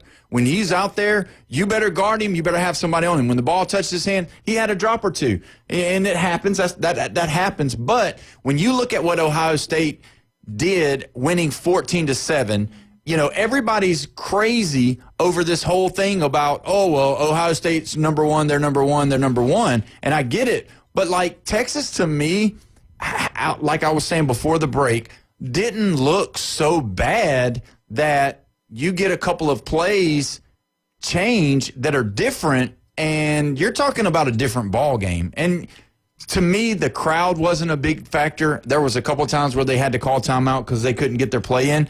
But it was more about seeming like they were trying to get the play in more than they were anything else. Now, let me ask y'all this question. I was able to watch the game. I don't know if y'all watched the entirety of the game, but the one thing that I did notice from both quarterbacks being young guys, Sayin and Manning, neither one of those guys came up to the line of scrimmage and looked like they owned the line of scrimmage. And that's something that was kind of missing. Now, you would see Klubnik, you would see Nussmeier. Those guys, they're seasoned veterans. They've been playing the college football game for a while. You could tell the difference. Even Lenore Sellers, they were giving him 2 plays, and he was calling the plays of what he thought maybe he needed to go into. But when you look at those guys, is that going to be a problem for Texas and Ohio State both going forward? Because you know as well as I do, trying to get the right call in is a big deal nowadays because everybody's trying to do it. But when you have an inexperienced quarterback in there like those 2 guys are, even though their arm talent's great, I get it. 5-star kids coming in, all that stuff, that's wonderful. But when you can't go to the line of scrimmage, own the line of scrimmage, and know what the defense is in and audible out or change the play, is that going to be championship football? Because when you watch the teams that are going to be in the big-time games, you got to be able to do it, and you got to be able to do it on the fly in a hostile environment, and it didn't look like either one of those guys could do it. Well, Julian Sayin, yep. He has 2 things better than Arch, and number one is he just got to win, so he has the confidence. Yeah. And the second thing is he has a team that just won the national title, so is he going to trust in his leadership, his coordinators, and his coach and all that to make the right decisions? Yes, he's going to probably listen to them a lot easier. Where Arch, he took a hit on the confidence level, and he's got Sarkisian, who hasn't won anything except for being a coordinator. Right.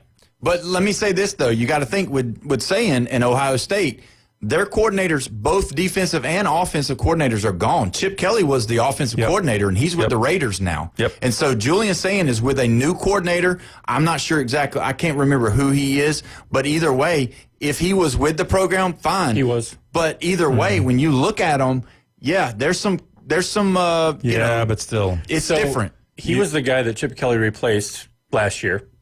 So they just gave him his job back and actually let him call plays. Because Ryan Day called plays the first time he was the offensive coordinator. Yes. Oh, yeah, we know that. And that defense for Ohio State is stacked. And Matt Patricia can call a defense. Matt Patricia can't do anything on the offense, can't do anything as a head coach, but he can call a defense.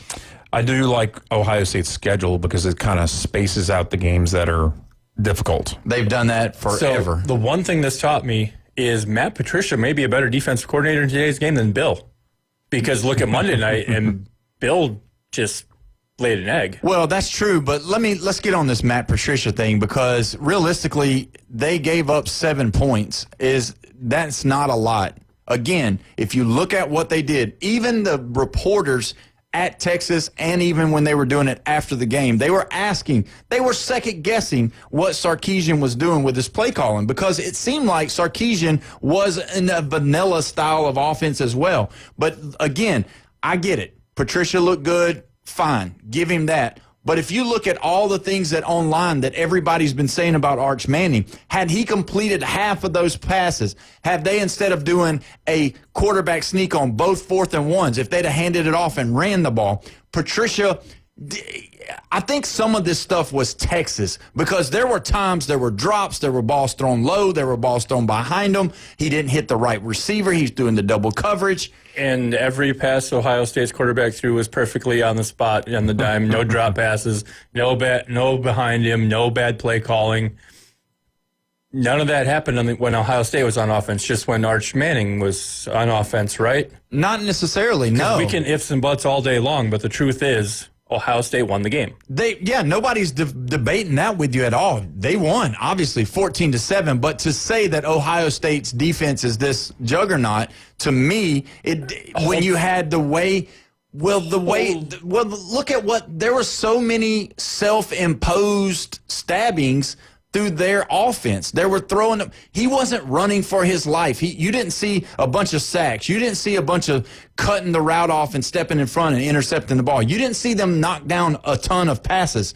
You saw Arch Manning throwing the ball low. You saw Arch Manning missing wide open wide receivers. And so if you want to tell me that, Ohio State and Matt Patricia did that, then that's news to me because they were wide open and he missed them. And that's why he's getting such the hate online is because they said his footwork was bad. They said his arm strength didn't look like it was doing anything. And then they docked him for the play calling. So, yeah, did they play good? Yeah. Did they win? Yeah. But to say that defense is the reasoning behind it, they played good, but they didn't play lights out to me.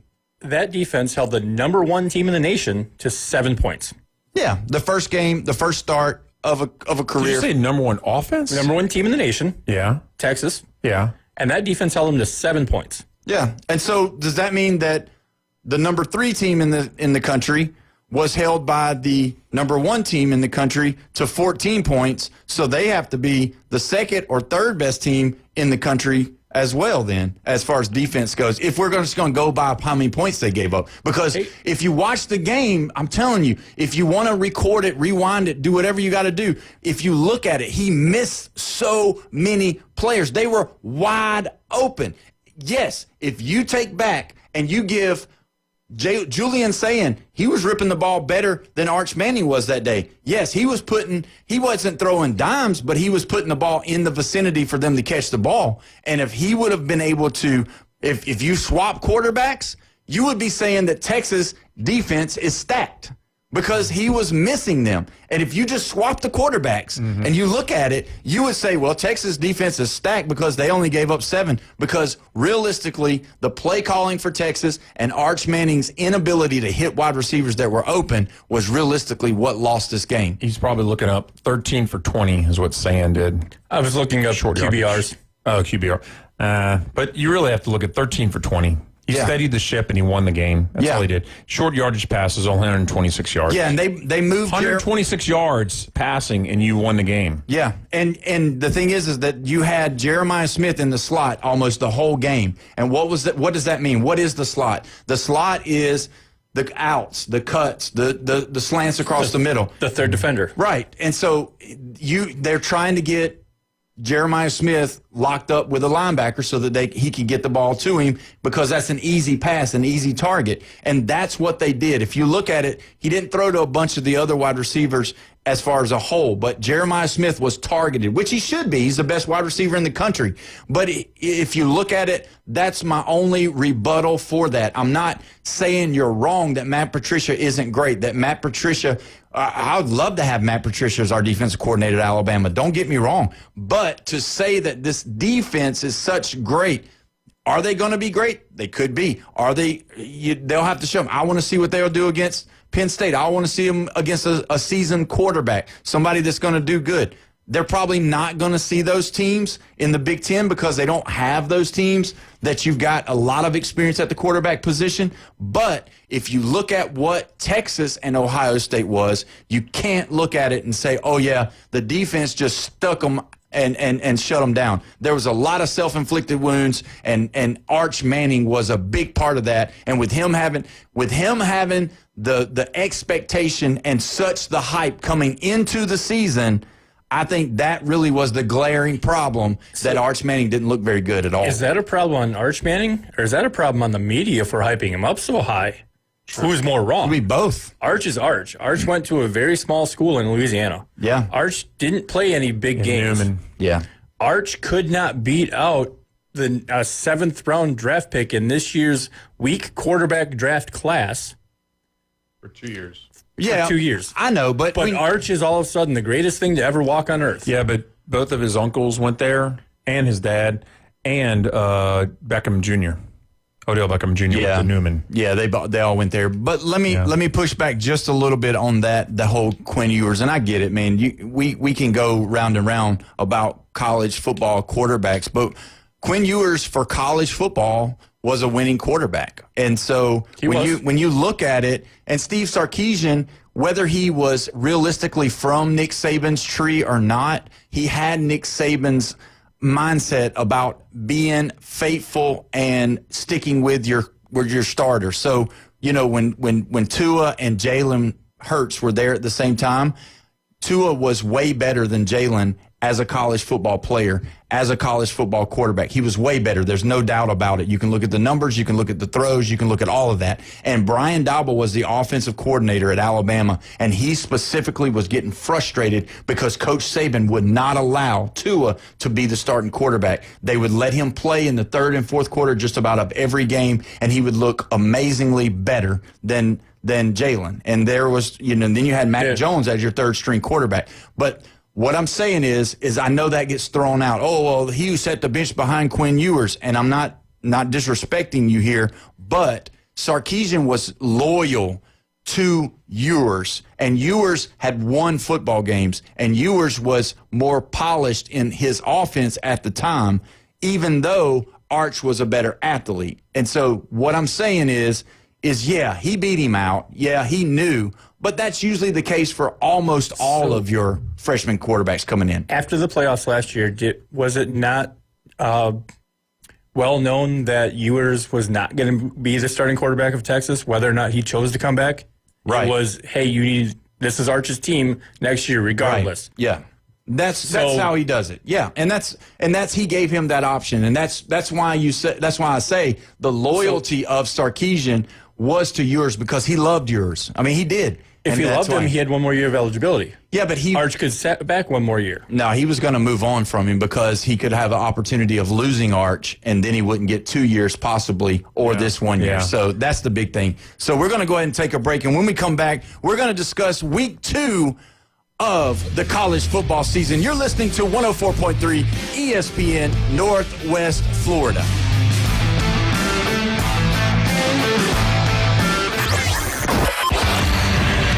Call or text in now on the Red 7T studio line. 850-215-6290.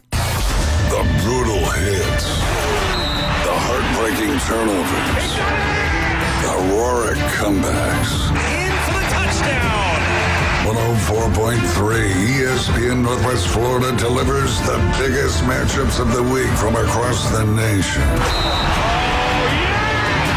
Your college football headquarters on the Gulf Coast.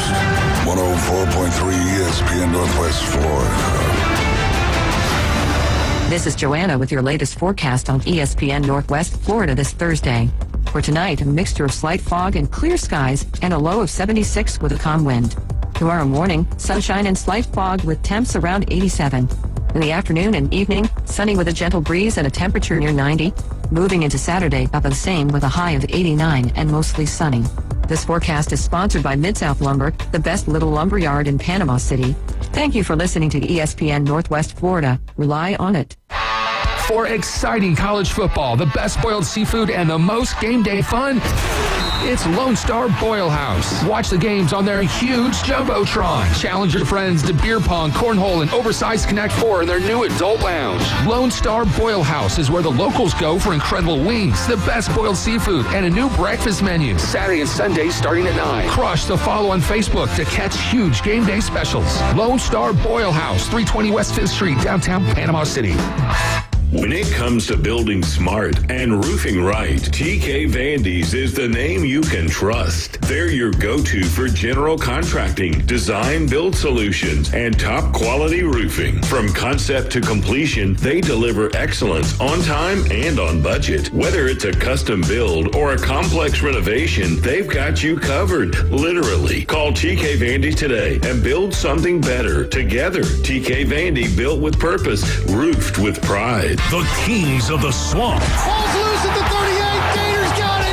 Wow. Join Sean Kelly and the rest of the broadcast team as they bring you Gator football all season long. Quick race down the near sideline. 20, 15, 10 to the 5. Touchdown, Gators. On your home for Florida football, the Gator Sports Network from Learfield. The Florida Gators play here. Listen to select games on 104.3 ESPN Northwest Florida. Transmitting from the CBC Construction Studio. This is the Sports Blitz. We don't just talk sports. We start fires. 104.3 ESPN Northwest Florida.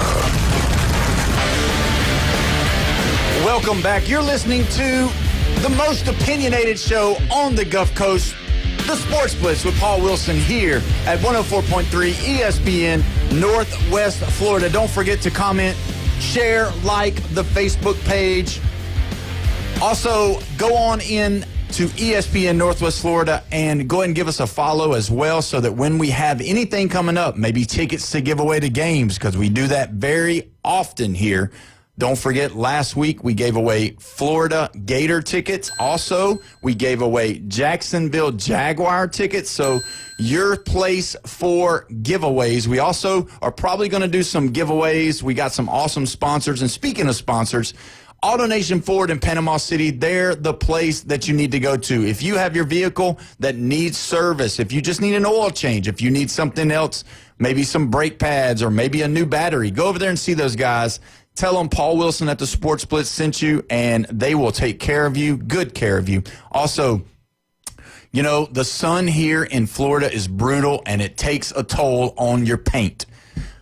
Those guys at Recommended Collision Center know how to paint, and that's the thing. Like, you need to take your vehicle over there. Maybe your hood's starting to fade. Maybe it's got that little bit of tarnish on the front that's starting to give it an eyesore, and you don't want that car. That car's got 150,000 miles on it. It can go for another 300,000. You don't want it to look like what it sounds like. Go over there to Recommended Collision Center and get those guys to paint you up and get you fixed up so that car can look good and shiny for the summer days and the spring breaks and all that. So obviously we don't want you hanging outside of your car, but it does look good when that sun hits that brand new paint on that car. So go see those guys at Recommended Body Shop or Collision Center, whatever you want to call them. Also, don't forget, say the Sports Blitz Paul Wilson and you'll get a discount, guaranteed. We've been talking about the football world, college football, and we've been having some good conversations about the Texas-Ohio State game. Now we're going to talk about something that's kind of cool. We picked our game, so this is your leaders for week 1. You got Jeff coming in at first place, being 6-4. He did good. Tied with him at first place is me. I'm at 6-4, and backing in the back end, you got Ross at 5-5, and Tennessee Brandon, he's at 5-5. But here we're one game off. I mean, you know, no big deal. We've got some games that we're going to go through real quick. And so, Ross, we're going to tell you what we picked, and we're going to go with you. Let you go first. Ole Miss and Kentucky, at Kentucky in Lexington, Kentucky. Give me the Fighting Kiffins. Oh, man, Kiffins, that's who we went with as well. If you look at Kansas and Missouri, Jeff went with Kansas. I went with Missouri. What say you, my friend? I did go with Kansas. Yeah, you said Kansas. I really, really like the Kansas coach, but that game's in Missouri. Yeah, it's at Missouri. I'll take the home team. Okay, Missouri. So here we go. All right, big one. The biggest game of the week. Oklahoma and Michigan. Michigan at Oklahoma. Give me Michigan because this is one of the games that the coach is not suspended for. Oh, yeah. Do you remember who you went with? Did you go with Michigan? Oh, yeah. Yeah, I went with Oklahoma. I'm a John Mateer fan. I think he's going to do some stuff down there. I hate to say it. Brent Venables is going to shut down the run game and make Underwood beat him with his arm. Vanderbilt and Vitek. Who you got? Give me a Vitek to bounce back. Oh, yeah. That's what I said. Yep. That's what Jeff said. We both did. Baylor and SMU. Oh, man. And we split on this one, just to let you know. Yep. This is going to be my upset. Give me Baylor. Baylor. Ooh, that's what Jeff said. That's what I said SMU. And hey, look, you can catch one of us, right? That's right. San Diego State and Washington State. Washington State in the Pac-2. All right, Washington State. That's who I went with. You went with San Diego State, correct? I believe I did. So, yeah. I believe I did. Iowa and Iowa State. We split on this one as well. Give me the Cyclones at home. Yeah, Cyclones, yeah, because you took the Hawkeyes. You took the Hawkeyes. We got a lot of differs this week. Yeah. Duke and Illinois. This one was a splitter with Brandon, I believe. Brandon went with Duke. I think you... Taylor Devers only picked one game, and he picked Duke. He picked Duke on this one. Yep, he sure did. It's at Duke. Big, bad. They're not playing at Cameron Indoor Stadium. I can guarantee you that. No. I don't think it fits in Cameron. Give me the Bielema. Oh, yeah. Brett Bielema, baby. He's going to be in the top 10 before you know it. He's at 11, I think. But anyway, James Madison and Louisville. Louisville. All right, Louisville. I think we went across the board. Louisville, which is sad because, I kind of had James Madison as being the team to go to the playoffs, and then I just didn't realize they're going to be how good Louisville was going to be until I was looking at it before last week. If we pick against Louisville, we're probably not allowed in the station. That's true. That's true. Oh, wow. All right, here we go. USF and Florida. This is going to... Whoa, he didn't even hesitate. Gators at home. And South Florida beat Boise by 27. So you didn't think... One trick play. You didn't think that was a big deal to even swing the pendulum at all? No, this Gators team is tough, and they're playing at home. Okay, that's what I thought too. Didn't you go South Florida, or did you say Florida? Oh, no, I went Gators. I went Gators. I think it's going to be way worse than people are thinking. I think Boise is a pretender. I think they are about to find out what it feels like to be on the bottom. Ooh. Oh, no, not in the Mountain West. Ain't no way. I don't think Mountain West. I don't think they're going to third be good. at the Big worst. 12, aren't they? I don't think they're going to be No. Boise's not. They're joining the Pac-2, which will be the Pac-8 next year. Okay. Next year. I thought they were Big 12 for some reason. No. BYU moved. And then after that was Arizona State, and who was the other one? Utah, I guess. But again, it must have been Utah. I didn't write these down, so we're in trouble. Oh, he's got it. I got him. Yeah, I'll get you. Yeah, okay. you'll be good. Now I want to do a little bit of pick 'em here on something that. Oh, now we scratched one. Yeah, we scratched that one. And it was Boston College, Michigan State, because as soon as South Florida beat Boise, that game became more interesting than Boston College, Michigan State. Okay, so this is how it's going to go. We've got a little time. So what we're going to do is, I don't know if you guys have seen it or not, but I wanted to do this because I wanted to see whether or not we picked the right games for week one. So the deal is we're going to look at viewership for the week one. So we're going to start to say, you can start naming the games of what you thought was number 1 through number 10. And so you can pick one at a time. We can start with Jeff or we can start with Ross. But either way, we do have something that we've got to say. So what do you think was the most watched game for week one? Most watched game for week one is Ohio State, Texas. That's correct. And the thing is that it was 16.6 million, which was a record. There's never been an opening game that has been that many. It's the number 1 game of all time as far as in a regular season. Here's my question: is when does the little ping thing go out? I don't know. When you're watching, or is it anytime? I don't because we're just going to trust them. The Ohio State Texas game, Corso's last pick ever. 10 seconds later, you're into the game. Yeah. You're saying you're watching because of Corso? I mean, you're still watching, and you're still right there on the same still number channel. 1 and 3. I think 1 and 3 was the bigger and deal. It was a close game. Yeah, it was. Yeah, it was. But the Monday night game is what I'm questioning about the most. All right. Yeah, so I'm going to go Notre Dame, Miami. Notre Dame, Miami at 10.8 million was number 2. Yeah. All right. So what would be number 3? Oh, we got to go in order. I thought we were just guessing. No, Well, no. You guess, No. but we've got 1 and 2. I want to say UNC TCU is Belichick, and it was the only game on Monday night. UNC TCU was the number 5 game of the week. So number 5. So it made the top 5, which is kind of surprising to me. So many people turned away in the second half when that game turned out to be a blowout, though. Yeah. All right. So here we go. Obviously, it's one of these two games, and I'm just going to say it to just get it out of the way, is LSU Clemson. LSU Clemson was the number 4 game watched on TV. So it kind of moves a little bit. So go ahead and give me your next pick for the next game. Bama, Florida State. Bama, Florida State comes in at number 3. Jeff said it was the 4th best game. It was the 4th game of the whole weekend, and it wasn't. It was the 3rd game, Jeff. There was more people watched the Alabama game than they did LSU and Clemson, even though you said the whole week you kept saying, oh, yeah, it's just Florida State and Alabama. Well, you know what? People like Florida State and people like Alabama, and they watch way more than – 300,000 people watched the Alabama Seminole game than they did LSU. Let me ask you a question. Alabama was ranked 8th, and Clemson was ranked above them at number 4. Right.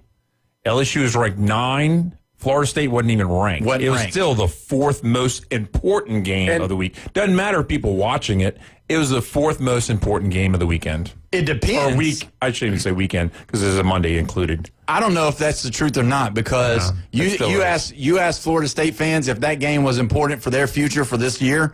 They're probably going to tell you get off. You're going to tell me. You're going to tell me 4 playing 9 is not as important as 8 playing unranked. Well, you got to say what did Dabo say? What did Dabo say? He acted like a lot of things. Yeah, he acted like that game didn't matter. Oh yeah, because it's because of the ACC. Because the ACC, slight, and that's bad. That's awful. He acted like it didn't matter. Yeah, and that's the thing. So he also lost to Georgia 34-3. Or you just need to keep, and it didn't matter because they still made the playoffs. You just need to keep telling yourself better ways for your loss to look better than. It doesn't look better. I don't care. It doesn't bother me. This is a very important game that we just lost. Oh no, I do care. And if you want to rewind and look back on Tuesday, Wednesday, and part of Thursday, I am still aggravated. I still don't know what kind of team we've got, and that scares me to death. I don't want to have a team that loses 3 to 4 games a year. I'm not used to that. It hadn't been like that in a long time, so I don't want to know. But let's go on to our next pick. So it's back to me because we got the top 5 done. Got the top 5 done. Yep, here we go. Number 6 I'm gonna go 6 through 10. Well, I'm going to go Colorado, Georgia Tech. Colorado, Georgia Tech bolts in at number 8. Ooh, so number 8. 6 and 7 up. 6 and 7 still going. Who you got, Ross? Can I see our sheet? Oh. I know one of them. Yeah, go ahead. We can't have any dead time. All those have been picked. Give me Auburn Baylor. It's not. Oh, yeah. Auburn Baylor did not make the list. Oh, my God. I didn't think it would, but I just couldn't have the dead time. So. Yeah, there you go. What are we talking about? All right, so what you got? Let's go. Oh, Syracuse, Tennessee. Syracuse and Tennessee clocked in at number 10. Ooh. They were the 10th. Disappointing. Yeah. Well, if you remember, yeah, the crowd was disappointing. Remember Brandon said they only had a certain amount of fans there. 55 or something. Yeah. And fit like 68 or something. Yeah, it was like, it was closer to 20,000 people wasn't there. All right, here we go. Give me the Taylor Swift effect and Nebraska. Oh, Cincinnati. And Cincinnati.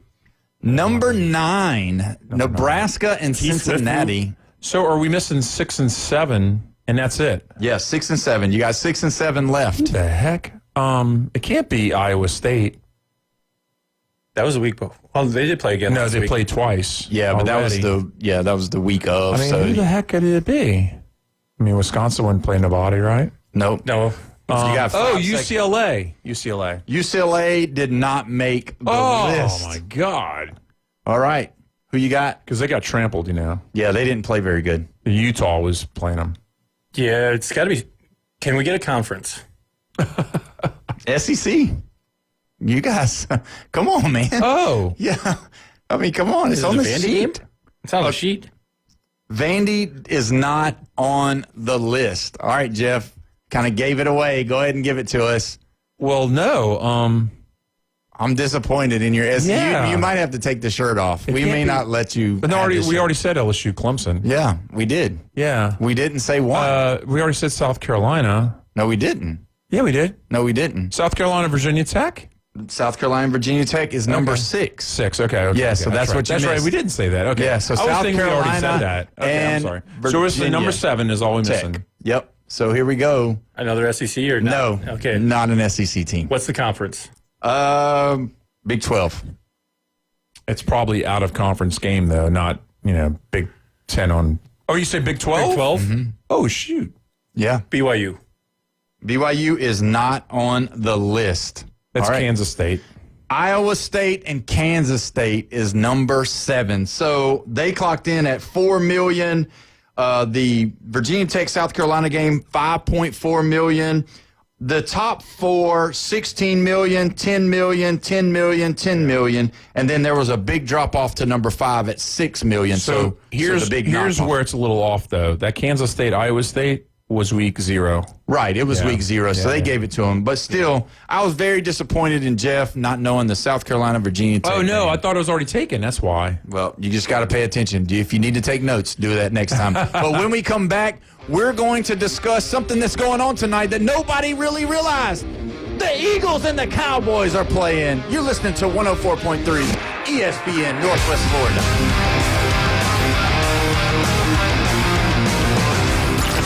Reach out and smack someone. Call or text now.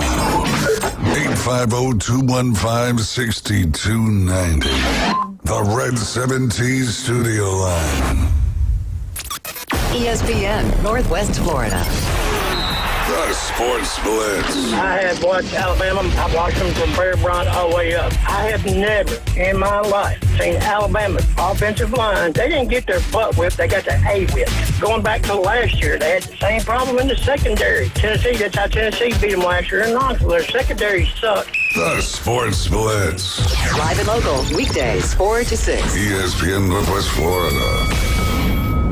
Are you hungry for authentic Mexican cuisine? Then come to El Rodeo Tequila Bar and Grill, where we serve up the freshest, most flavorful dishes on the beach. El Rodeo Tequila Bar and Grill, a great location, comfortable atmosphere, and happy hour from 3 to 7. Buy one, get one free, regular margaritas and 12-ounce house drafts. And you're going to love their lunch specials Monday through Friday from 11 to 3. Plus live music Wednesdays and Saturdays starting at 5:30. El Rodeo Tequila Bar and Grill, Thomas Drive across from the Navy base. And 10908 Front Beach Road. Experience a higher level of service. David Adamson Designer Jewelry has been providing you the very best of fine jewelry and repair in Lynn Haven for over 32 years. David has added Amber Anderson and Russ Klinger, names you've known and trusted in PCB for years with your fine jewelry and watch needs. Find that one-of-a-kind engagement ring, that special anniversary gift, or something colorful just for you.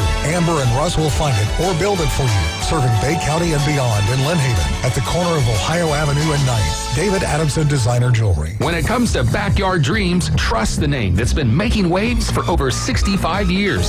Cox Pools. Serving the entire Florida Panhandle, Cox Pools brings experience, innovation, and quality to every custom pool design. From luxurious spas to resort-style pools, no vision is too big. Make your backyard the place to be with Cox Pools. Cox Pools, 65 years strong and still making a splash. Visit coxpools.com or call 850-235-7957. This is your home for Auburn football. 20, 15, 10, 5, touchdown! Touchdown, Auburn! It's going to be a run. Jackson Arnold's got it. Jackson Arnold, 10, 5. He dances into the end zone. Touchdown, Auburn! Saturday, kickoff on the Plains against Ball State, exclusively on the Auburn Sports Network. Coverage starts Saturday at 5:30, kickoff at 6:30 on your home for college football. ESPN, Northwest Florida. If you build it, they will come. We're live from the CBC Construction Studios. 104.3 ESPN Northwest Florida airs the biggest games of the week from the SEC, ACC, and beyond. If it matters in college football, it's on 104.3 ESPN Northwest Florida. Now back to the Sports Blitz. We're back here with the Sports Blitz here at 104.3 ESPN Northwest Florida. Don't forget, we got about 15 minutes. You can call in. You can text in on the Red 7T's phone line, 850-215-6290. Don't forget, if you want to tell us what your go-to is at the Waffle House, you can do that as well. You can hit that line, or you can say it on Facebook. We are reading it.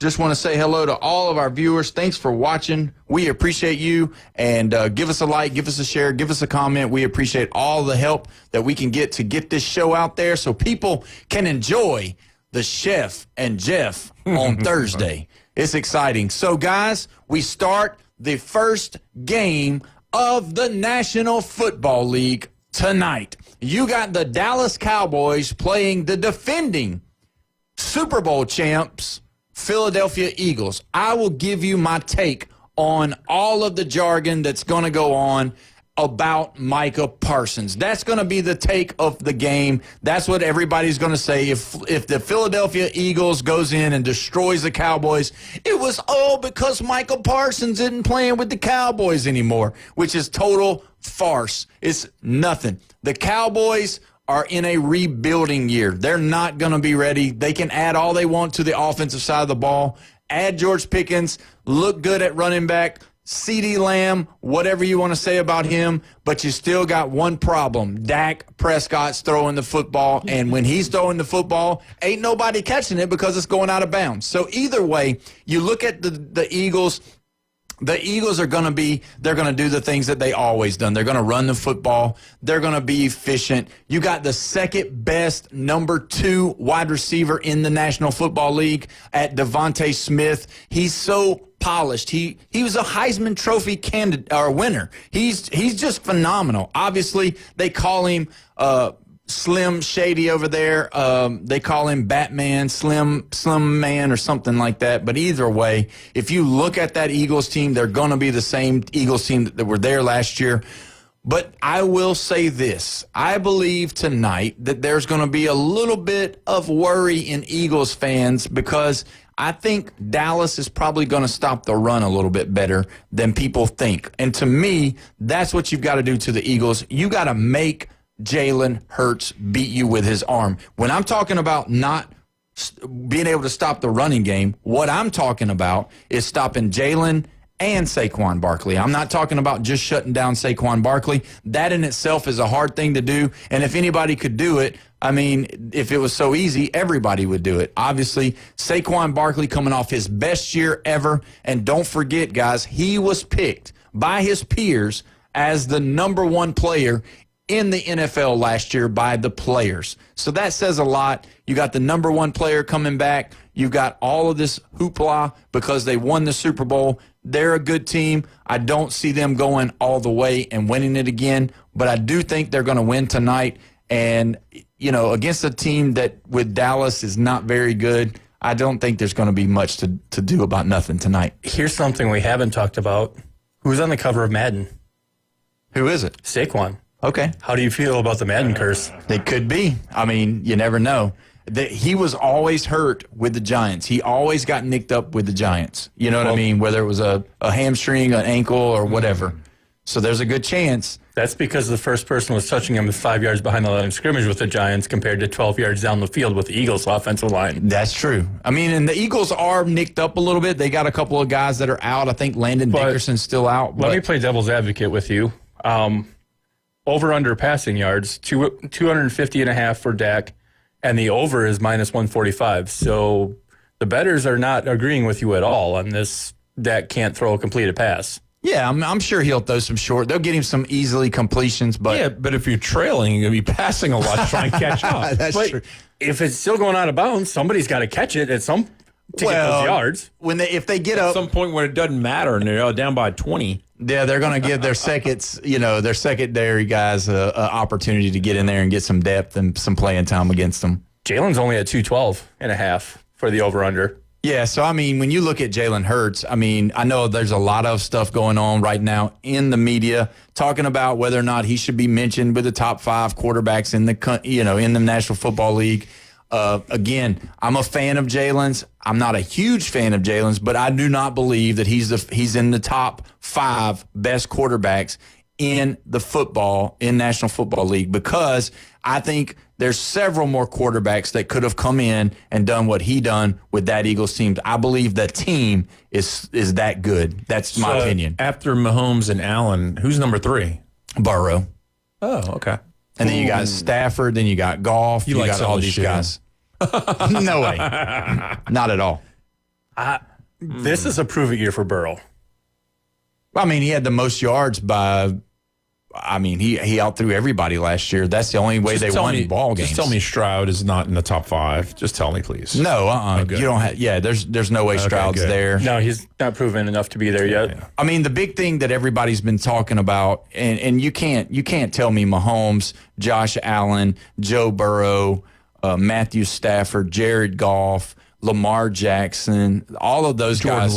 Jordan Love. Lamar Jackson's 3. People are saying Justin Herbert, you know what I mean, is better than Jalen Hurts. I don't know, because Jalen can run the ball. But if you look at who Jalen, he's got all-world tight end. He's got A.J. Brown. He's got Devontae Smith.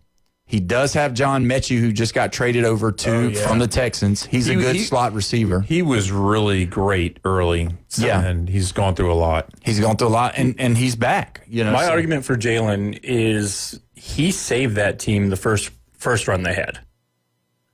They were not playing well at all, and then they put Jalen in, and like a light switch, that offense was humming. Yeah, it was humming. And the reason Carson Wentz had the same exact pieces that Jalen had, but Jalen got them together. Right, but if you look at that team, good point. If you look at that team, Carson Wentz, again, one of those guys not very good and not a runner. Jalen's a runner. They didn't have a lot of film on him, so that stuff worked early. They figured it out, stopped it, and then that's why Jalen, in the beginning, do not forget that there was problems. The Super Bowl that year. Listen, yeah, he did, but I'm just saying, they lost. About 3. They lost.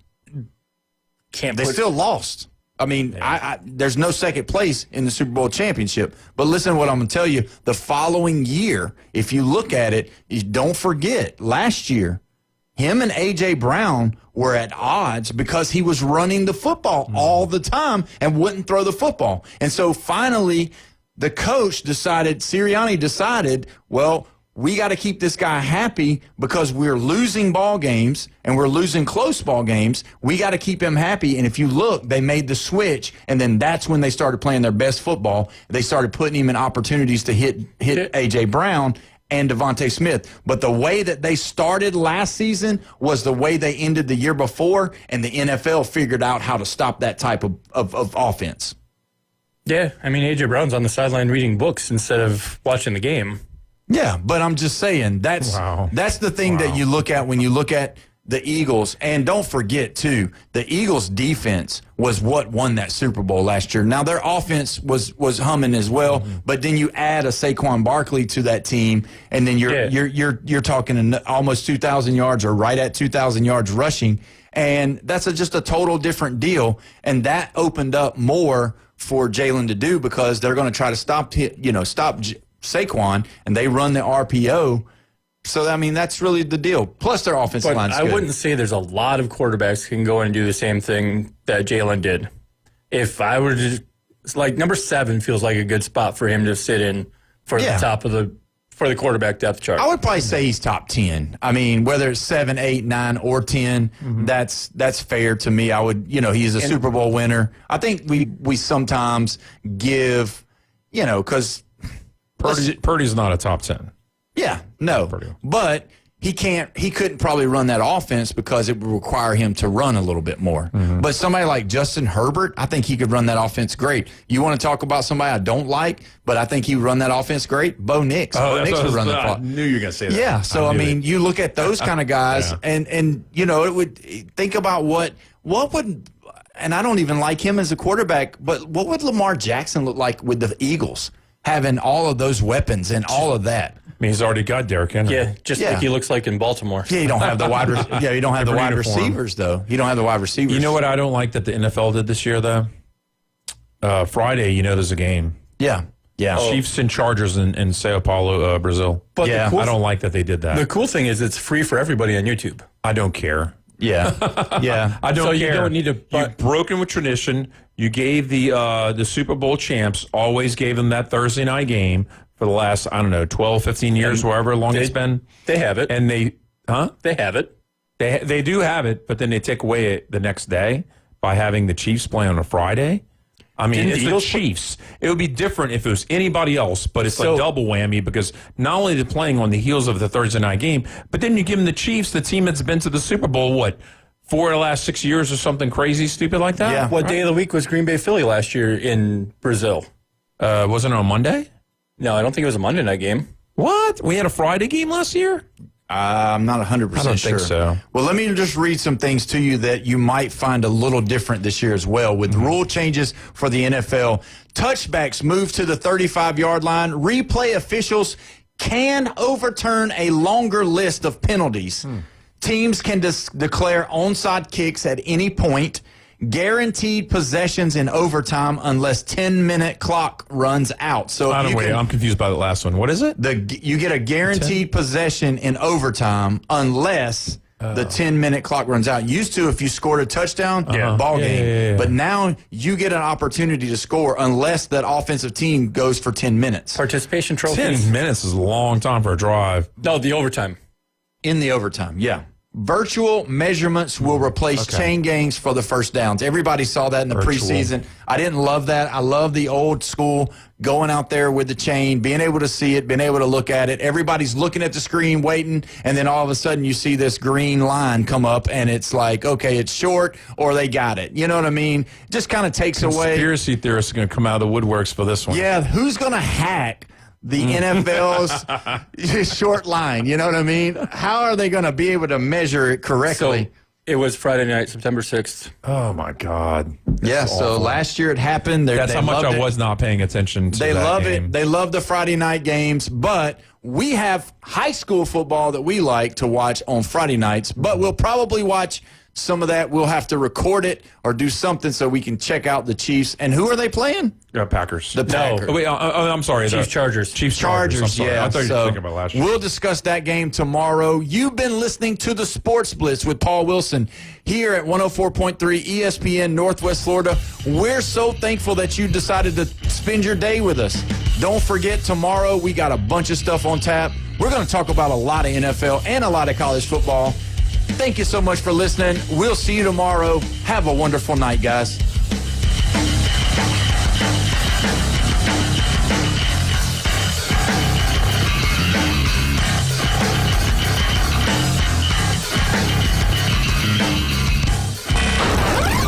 Taking your hot takes, rants, and takedowns.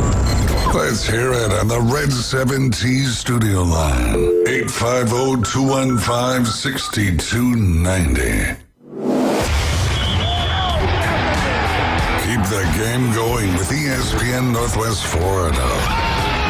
Just because you get out of the car doesn't mean the Sports Talk and Live play-by-play have to end. Just say, hey, Alexa, open ESPN Northwest Florida. From Michigan Avenue to the Man Cave, from the car to the kitchen, we've got you covered. Keep the game going. Hey, Alexa, open ESPN Northwest Florida. This is Joanna with your latest forecast on ESPN Northwest Florida this Thursday. For tonight, a mixture of slight fog and clear skies and a low of 76 with a calm wind. Tomorrow morning, sunshine and slight fog with temps around 87. In the afternoon and evening, sunny with a gentle breeze and a temperature near 90. Moving into Saturday, about the same with a high of 89 and mostly sunny. This forecast is sponsored by Mid-South Lumber, the best little lumber yard in Panama City. Thank you for listening to ESPN Northwest Florida. Rely on it. Overheard at the Hard Rock Bet Party. How'd you get your money so quick? Hard Rock Bet's got lightning fast withdrawals. Almost as fast as Dale Jr. valeting cars at this party. Man, he's fast. Hard Rock Bet's fast withdrawals have given me new motivation. Tips are appreciated. Hard Rock Bet Sportsbook. Roll with us. New players bet $5, get $150 in bonus bets if you win. Payable in bonus bets, not a cash offer. Offered by the Seminole Tribe of Florida. Must be 21 and up and physically present in Florida to wager. Terms and conditions apply. Concerned about gambling, please call 1-888-ADMIT-IT. Got a scratch, dent, or full-blown wreck? Bring it to Recommended Collision Center in Panama City. From small scratches to all-over paint jobs, from fender benders to major collisions, it's Recommended Collision Center. They work with all insurance companies and offer customer pay options too. A family-owned collision center that takes pride in top-quality repairs, friendly service, quick drop-offs, and a fast turnaround. So when life throws you a wreck, they'll help you get amended. Recommended Collision Center, 1329 Jinx Avenue, Panama City. WGSX Lynn Haven, WVL2 Port St. Joe. Powered by Panama City Toyota. And that's out of the ballpark. ESPN Northwest Florida. The weekend's full of surprises. From Williams Bryce to Death Valley. On the Firebomb Show, Paul's on a roll. If he don't get the best of me, call Paul. He'll make sense of it all. Needles up on Rocky Top, the Razorbacks are hard to stop. War Eagles soared in the wind. Tigers rocking in Missouri. Wildcats are grinning too. Boomer Sooner rolling up again. Well, Beeble's bound to hook 'em. He'll catch you if you're not looking. Watch out for the tide that's rolling in. The weekend's full of surprises. From big upsets to rivalries. On the Firebomb Show, heads are gonna roll. If they don't get the best of me, call Paul. He'll make sense of it all. Yeah, call Paul. He'll make sense of it all. Yeah, call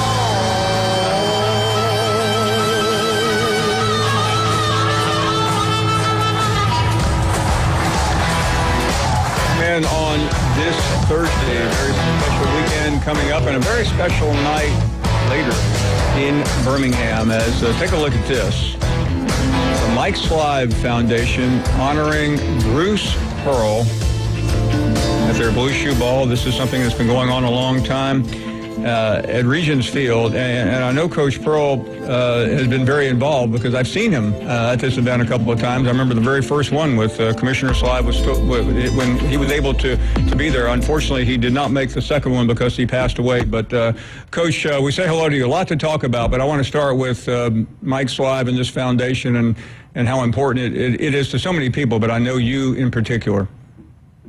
Well, good to be with you, Paul. Yeah, tonight will be a special night. This is the 10th anniversary of the Blue Shoe Ball and a major fundraising for the Mike Slive Family Foundation for Prostate Cancer Research. Paul, 1 in 8 men are going to be diagnosed with prostate cancer. African-American men are 80% more likely to have the disease and 50% more likely to die from it. And yet, early detection of prostate cancer is almost a 100% guarantee that you're going to die of something else. And as you remember, we lost our dear friend Mike Slive way too soon in life because his prostate cancer was diagnosed too late. Well, I know how excited, I was in Birmingham over the weekend briefly, and sadly I'm not there tonight, but I know how excited they are to welcome you to be the honoree, and you've been there a number of times supporting it. Let's talk about you for a second here, Coach, because I once said, man, you got it made. You've been to one Final Four. You don't have to do another thing. And there you go. There you go. Going back again, it's pretty remarkable, your career in full. And I know it's not over yet, but just talk about the ride. Man, it's been such a blessing, Paul. You know, I'm a man of faith, and I do believe that God's got a plan for things. And my coming to Auburn and being at Tennessee and then being at Auburn, those two things have been just incredibly special. And what a wonderful team we had last year. I was so proud of that team. In fact, we're going to get our Final Four rings this weekend and celebrate that on the field during the Ball State game on Saturday.